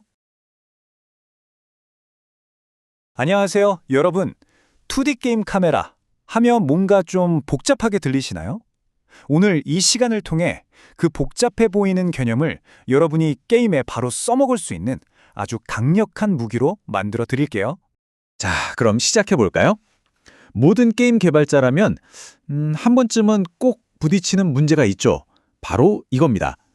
우리 게임 세상은 이렇게나 넓은데 이걸 요만한 화면 안에 어떻게 다 보여주지? 하는 고민이요. 바로 이럴 때 짜잔 하고 카메라가 등장하는 겁니다. 카메라는 말 그대로 그 거대한 세계를 들여다보는 우리만의 창문이라고 생각하면 돼요. 이렇게 한번 상상해 보세요. 여러분이 만든 게임 월드가 엄청나게 큰 지도예요. 그런데 카메라가 없으면 플레이어는 평생 그 지도에 딱 정중앙만 쳐다봐야 하는 거죠. 얼마나 답답하겠어요. 그게 바로 카메라가 없는 게임의 한계입니다. 하지만 여기에 카메라를 딱 도입하는 순간 모든 게 달라집니다. 시점이 플레이어를 졸졸 따라다니기도 하고 맵 구석구석을 탐험하면서 세상이 살아 움직이는 것처럼 아주 역동적으로 펼쳐지게 되는 거죠. 좋아요. 그럼 대체 이게 실제로 어떻게 돌아가는 걸까요? 그 비밀, 생각보다 진짜 별거 없습니다. 제가 쉽게 설명해 드릴게요. 핵심은 바로 변환 행렬이라는 녀석인데요. 와, 이름만 들으면 머리 아프죠? 괜찮아요. 그냥 모든 걸 한 번에 움직이고 돌리고 크기를 바꾸는 마법 렌즈라고 생각하세요. 훨씬 쉽죠? 우리가 할 일은 이 마법 렌즈를 모노게임의 렌더러에 자, 이걸로 그려줘 하고 툭 던져주기만 하면 돼요. 그러면 골치 아픈 수학 계산은 엔진이 다 알아서 처리해 주거든요. 그러니까 진짜 중요한 건 뭐다? 이 마법 렌즈, 즉 변환 행렬을 어떻게 만드느냐 바로 그겁니다. 사실 별거 없어요. 딱 세 가지만 기억하면 됩니다. 첫째, 뷰를 옮기고, 둘째, 줌인 줌아웃하고, 셋째, 뷰를 돌리고. 이 세 가지 간단한 작업을 순서대로 착착 적용하기만 하면 우리가 원하는 카메라의 위치와 효과가 딱 하고 완성되는 거죠. 자, 그럼 이제 기본 원리는 알았으니 이걸 가지고 어떻게 플레이어의 시점을 좀 더 세련되고 프로처럼 제어할 수 있는지 한번 볼까요? 카메라 컨트롤의 꽃이라고 할 수 있죠. 바로 줌이랑 펜 기능입니다. 뭐 다들 아시겠지만 줌은 화면을 당겼다 밀었다 하는 거고 펜은 카메라 위치를 부드럽게 쓱 움직이는 기술이죠.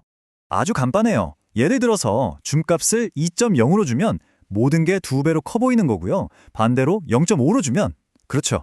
절반 크기로 작아 보이는 겁니다. 직관적이죠? 자, 근데 여기서 진짜 중요한 포인트가 나와요. 왼쪽처럼 카메라가 뚝뚝 끊겨서 움직이면 어딘가 좀 아마추어 같잖아요. 근데 오른쪽처럼 스르륵 부드럽게 움직이면 와, 뭔가 있어 보이죠. 바로 이 프로페셔널한 느낌을 만드는 비법이 선형 보관, 영어로는 럴프라고 부르는 기법입니다. 그러니까 목표 지점까지 순간 이동하는 게 아니고요. 매 프레임마다 목표를 향해서 아주 조금씩 미끄러지듯이 다가가는 거예요. 플레이어 눈에는 이게 훨씬 편안하고 자연스럽게 느껴질 수밖에 없죠. 오케이, 이제 카메라도 부드럽게 움직일 수 있게 됐어요. 그럼 여기에 시각적인 맛을 좀 더해볼까요? 2D 게임이지만 마치 3D처럼 깊이감이 느껴지게 만드는 마법을 보여드릴게요. 바로 파럴렉스 스크롤링이라는 기법입니다. 이거 정말 고전 중의 고전이죠. 아마 여러분이 해본 웬만한 2D 게임에는 거의 다 들어가 있었을 거예요. 원리는 진짜 간단합니다. 여기 보이는 것처럼 배경을 여러 겹으로 나누는 거예요. 그리고 각 겹마다 패럴렉스 계수라는 값을 주는 거죠. 저 멀리 있는 구름은 0.1, 좀 더 가까운 산은 0.3 이런 식으로요. 숫자가 작을수록 더 느리게 움직여요. 이거 완전 우리가 차나 기차 타고 가면서 창밖 풍경 보는 거랑 똑같은 원리죠? 맞아요. 자료에서 정말 정확하게 짚었죠? 이게 게임을 3차원처럼 보이게 만든다. 진짜 이 간단한 트릭 하나가 우리 뇌를 완벽하게 속여서 평면적인 화면에서 엄청난 깊이감을 느끼게 만드는 겁니다. 대단하죠? 자, 여기까지 따라오셨으면 여러분은 이제 카메라의 기본기를 완벽하게 마스터한 겁니다. 그럼 여기서 끝일까요? 아니죠. 이제부터가 진짜 재밌는 부분입니다. 예를 들어 화면 흔들기. 게임에서 쾅 하고 뭔가 터지거나 큰 충격이 있을 때 있잖아요. 그때 잠깐 동안 카메라 위치를 막 무작위로 흔들어주는 거예요. 와, 이러면 타격감이 그냥 화면을 뚫고 나오죠? 아니면 미니맵을 만들어 보는 건 어때요? 이것도 별거 없어요. 그냥 카메라를 하나 더 만드는 거예요. 그리고 그 카메라로 줌을 최대로 쫙 빼서 게임 월드 전체를 비춘 다음에 화면 한쪽 구석에 작게 띄워주기만 하면 끝! 아주 근사한 미니맵이 뚝딱 완성됩니다. 카메라 투어 기능도 만들 수 있어요. 이건 말 그대로 카메라가 움직일 경로를 미리 다 정해두는 거예요. 자, A 지점에서 B 지점까지는 천천히 이동하고 B에 도착하면 주인공 얼굴을 줌인해줘. 이런 식으로요. 이걸 활용하면 진짜 영화 같은 인트로 영상이나 컷신을 연출할 수 있겠죠? 그리고 이건 정말 필수적인 건데 바로 경계선 설정입니다. 카메라가 신나서 막 돌아다니다가 맵 밖으로 휙 나가버리면 안 되잖아요? 플레이어가 맵 바깥의 시커먼 빈 공간을 보게 되면 몰입이 확 깨지니까요. 그래서 여기까지만 움직여 하고 한계를 정해주는 거죠. 결국 여러분, 오늘 이야기의 핵심은 바로 이겁니다. 카메라는 그냥 화면을 비추는 기술적인 도구가 절대 아니에요. 오히려 여러분이 가진 가장 강력한 이야기꾼 중 하나라는 거죠. 이 카메라를 어떻게 사용하느냐에 따라 플레이어의 시선을 이끌고 감정을 증폭시키고 여러분이 만든 세계에 진짜 생명을 불어넣을 수 있습니다. 여러분의 카메라는 과연 어떤 이야기를 들려주게 될까요? 혹시 여러분, 우리가 정말 좋아했던 그 고전 게임들 있잖아요. 그 속의 광활하고 아름다운 세계가 대체 어떻게 만들어지는지 궁금해 본 적 없으세요? 오늘 그 비밀을 함께 파헤쳐 보겠습니다. 바로 시작하죠! 한번 떠올려 보세요. 젤다의 전설이나 스타듀밸리 같은 게임들요. 끝없이 펼쳐진 숲, 복잡하게 얽힌 던전, 아기자기한 마을. 이 모든 게 도대체 어떻게 생명을 얻게 되는 걸까요? 그냥 엄청나게 복잡한 코드 덩어리일까요? 아니면 뭔가 다른 비결이 있는 걸까요? 그 정답은요, 정말 놀라울 정도로 간단하면서도 강력합니다. 복잡한 기술이라기보다는 아주 영리한 마술에 가깝다고 할 수 있죠? 바로 작고 얼마든지 재사용할 수 있는 네모 조각들을 이용하는 거거든요. 이 기술을 우리가 타일맵이라고 부르는 건데요. 이게 뭐냐면 마치 디지털 레고 블럭이나 모자이크 조각을 맞추는 거랑 똑같다고 보시면 돼요. 각각의 타일은 풀, 물, 벽 같은 하나의 요소를 나타내고요. 이 조각들을 격자 위에 착착 배열해서 거대한 맵을 만들어내는 거죠. 이 방식은 성능을 확 높여주고 레벨 디자인을 훨씬 쉽게 만들어준다는 어마어마한 장점이 있습니다. 자, 그럼 이제 이 세계를 구성하는 설계도를 한번 들여다볼까요? 코딩이라고 생각하면 머리 아프실 수 있는데 사실은 훨씬 더 창의적인 조립 블록에 가깝습니다. 가장 먼저 알아야 할 개념, 바로 타일입니다. 이 세계를 이루는 가장 정말 가장 근본적인 단 하나의 요소죠. 바로 그 디지털 레고 블록 말이에요. 모든 타일은요, 딱 세 가지 핵심 정보, 일종의 DNA 같은 걸 가집니다. 첫째는 모양이에요.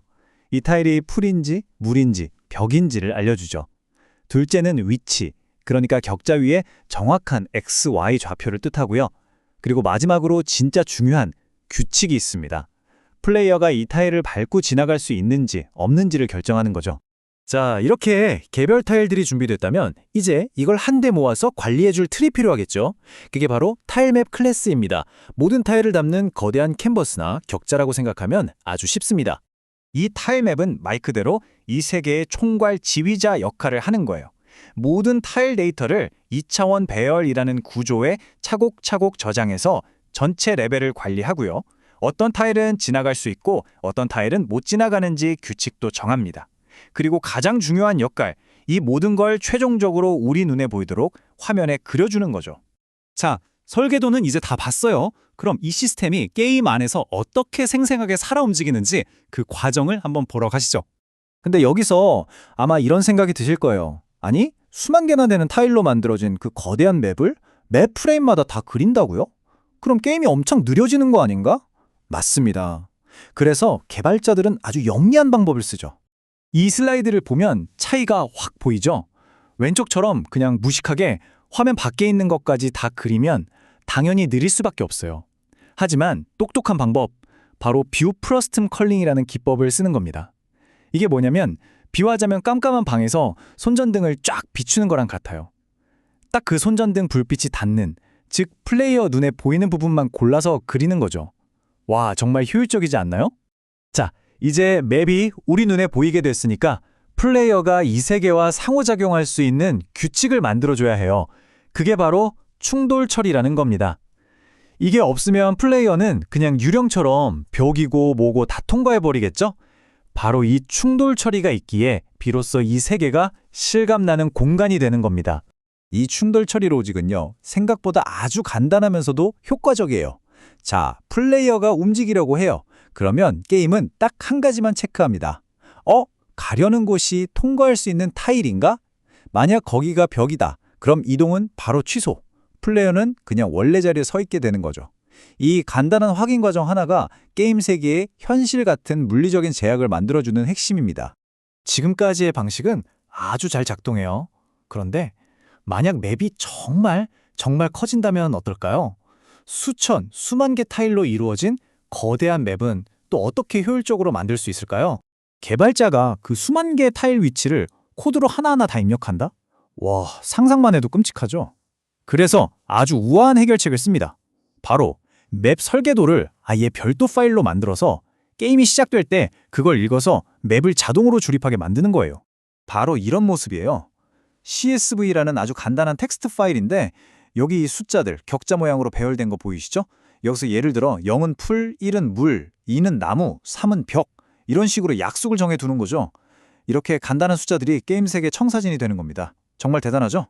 이 과정이 진짜 강력한 이유가 뭐냐면요. 이제 맵 디자이너는 코드를 한 줄도 몰라도 돼요. 그냥 메모장 같은 데다 이렇게 숫자로 맵을 그리기만 하면 되는 거죠. 그럼 게임이 시작될 때 이걸 싹 읽어서 순식간에 하나의 완벽한 월드를 만들어내는 겁니다. 자, 이제 기본 원리는 완벽하게 마스터했습니다. 그럼 이 기본기를 가지고 또 어떤 어마어마한 세계를 만들 수 있는지 그 무한한 가능성의 세계로 한번 떠나볼까요? 첫 번째, 세상에 생명을 불어넣는 거예요. 그냥 가만히 있는 물타일이 아니라 잔잔하게 반짝이게 만들고 풀타일은 바람에 살랑이게 하는 거죠. 이런 애니메이션 하나만으로도 정적인 맵이 확 살아 숨쉬는 공간이 됩니다. 이번엔 깊이감을 더해볼까요? 맵을 그냥 한 장이 아니라 여러 겹으로 쌓는 거예요. 저 멀리 있는 배경, 중간 지형, 그리고 바로 앞에 있는 전경. 이렇게 레이어를 나누면 플레이어가 움직일 때 각 층이 서로 다른 속도로 움직이면서 와, 정말 멋진 입체감이 만들어집니다. 매번 텍스트 파일 열어서 숫자 입력하는 것도 귀찮을 수 있잖아요? 그래서 아예 게임 안에다가 마우스로 타일을 쿡쿡 찍어서 그릴 수 있는 도구를 만들어 버리는 겁니다. 훨씬 직관적이고 빠르게 맵을 만들 수 있겠죠? 이건 정말 재밌는 건데요. 플레이어의 행동에 따라서 맵 자체가 바뀌게 만드는 거예요.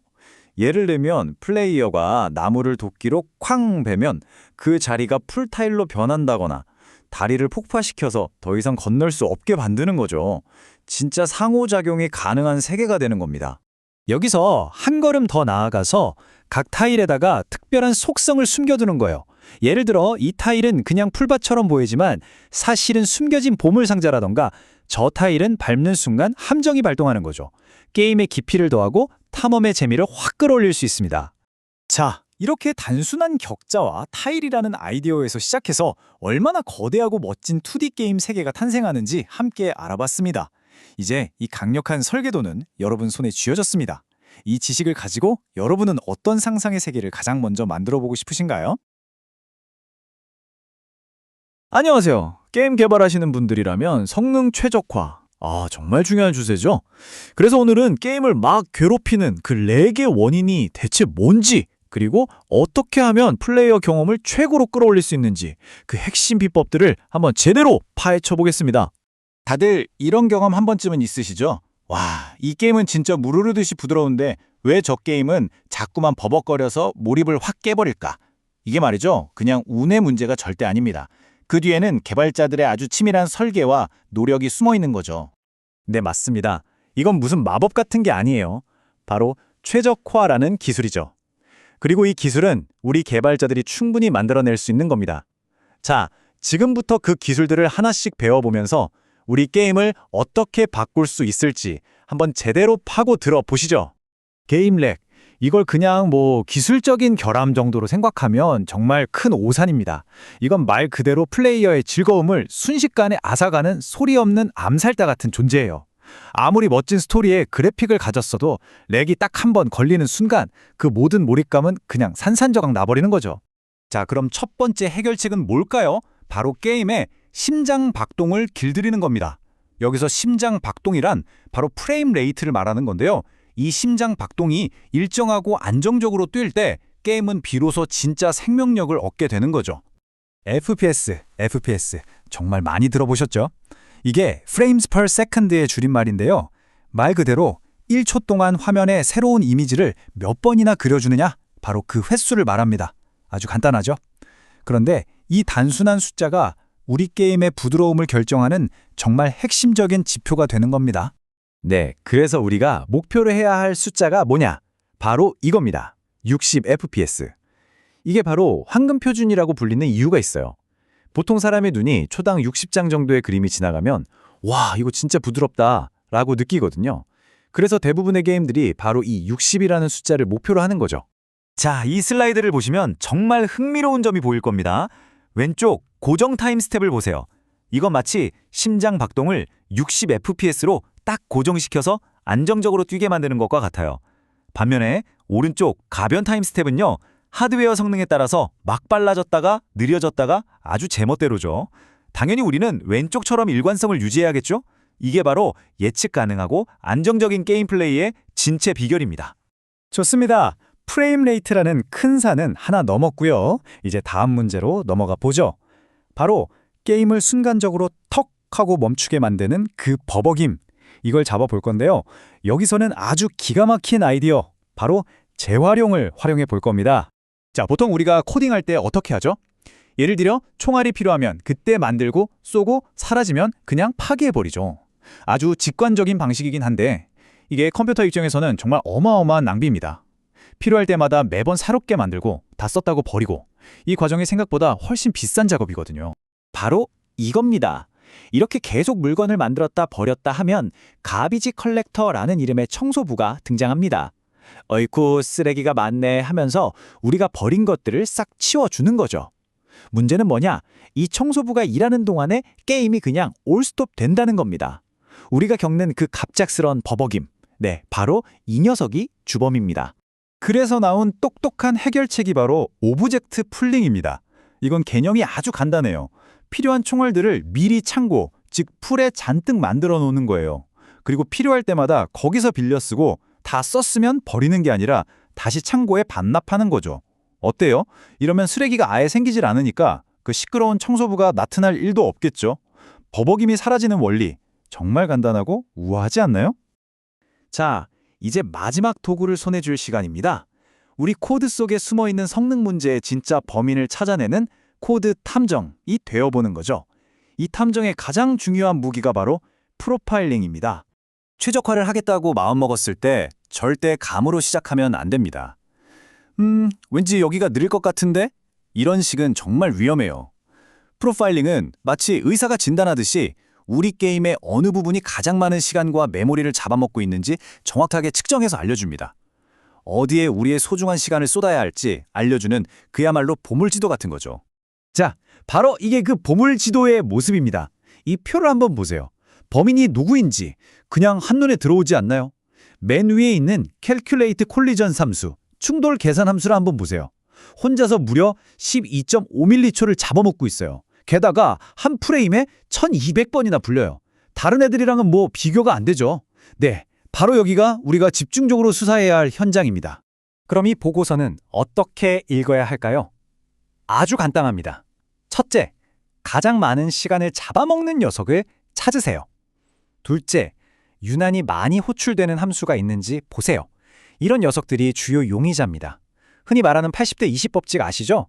보통 전체 실행 시간의 80%를 차지하는 소수의 코드, 바로 거기에 집중하는 게 가장 효율적입니다. 자, 어떠셨나요? 지금까지 우리는 게임 성능을 정말 드라마틱하게 바꿔놓을 수 있는 3가지 강력한 도구를 배웠습니다. 이제 여러분의 새로운 최적화 도구함에 무엇이 들어있는지 한번 정리해볼까요? 핵심은 바로 이 3가지입니다. 첫째, 심장 박동 제어하기. 안정적인 60fps를 목표로 게임의 리듬을 일정하게 유지하세요. 둘째, 재활용하기. 오브젝트 풀링으로 불필요한 쓰레기를 만들지 마세요. 버벅임의 주범을 잡는 거죠. 그리고 셋째, 탐정이 되기. 최적화하기 전에 반드시 프로파일링으로 진짜 범인이 누군지 찾아내세요. 이 3가지만 딱 기억하고 실천하신다면 여러분의 게임은 정말 완전히 다른 차원의 경험을 선사하게 될 겁니다. 마지막으로 이 질문을 한번 던져보고 싶습니다. 여러분의 게임에는 정말 멋진 기능들이 많이 있죠. 하지만 과연 그 게임에 부드러운 흐름이 있나요? 우리는 종종 새로운 기능을 추가하는데 온 힘을 쏟느라 정작 플레이어가 느끼는 그 끊김없는 경험의 가치를 잊어버리곤 합니다. 기억하세요. 진정한 명작은 화려한 기능의 합이 아니라 완벽한 흐름 그 자체에서 탄생합니다.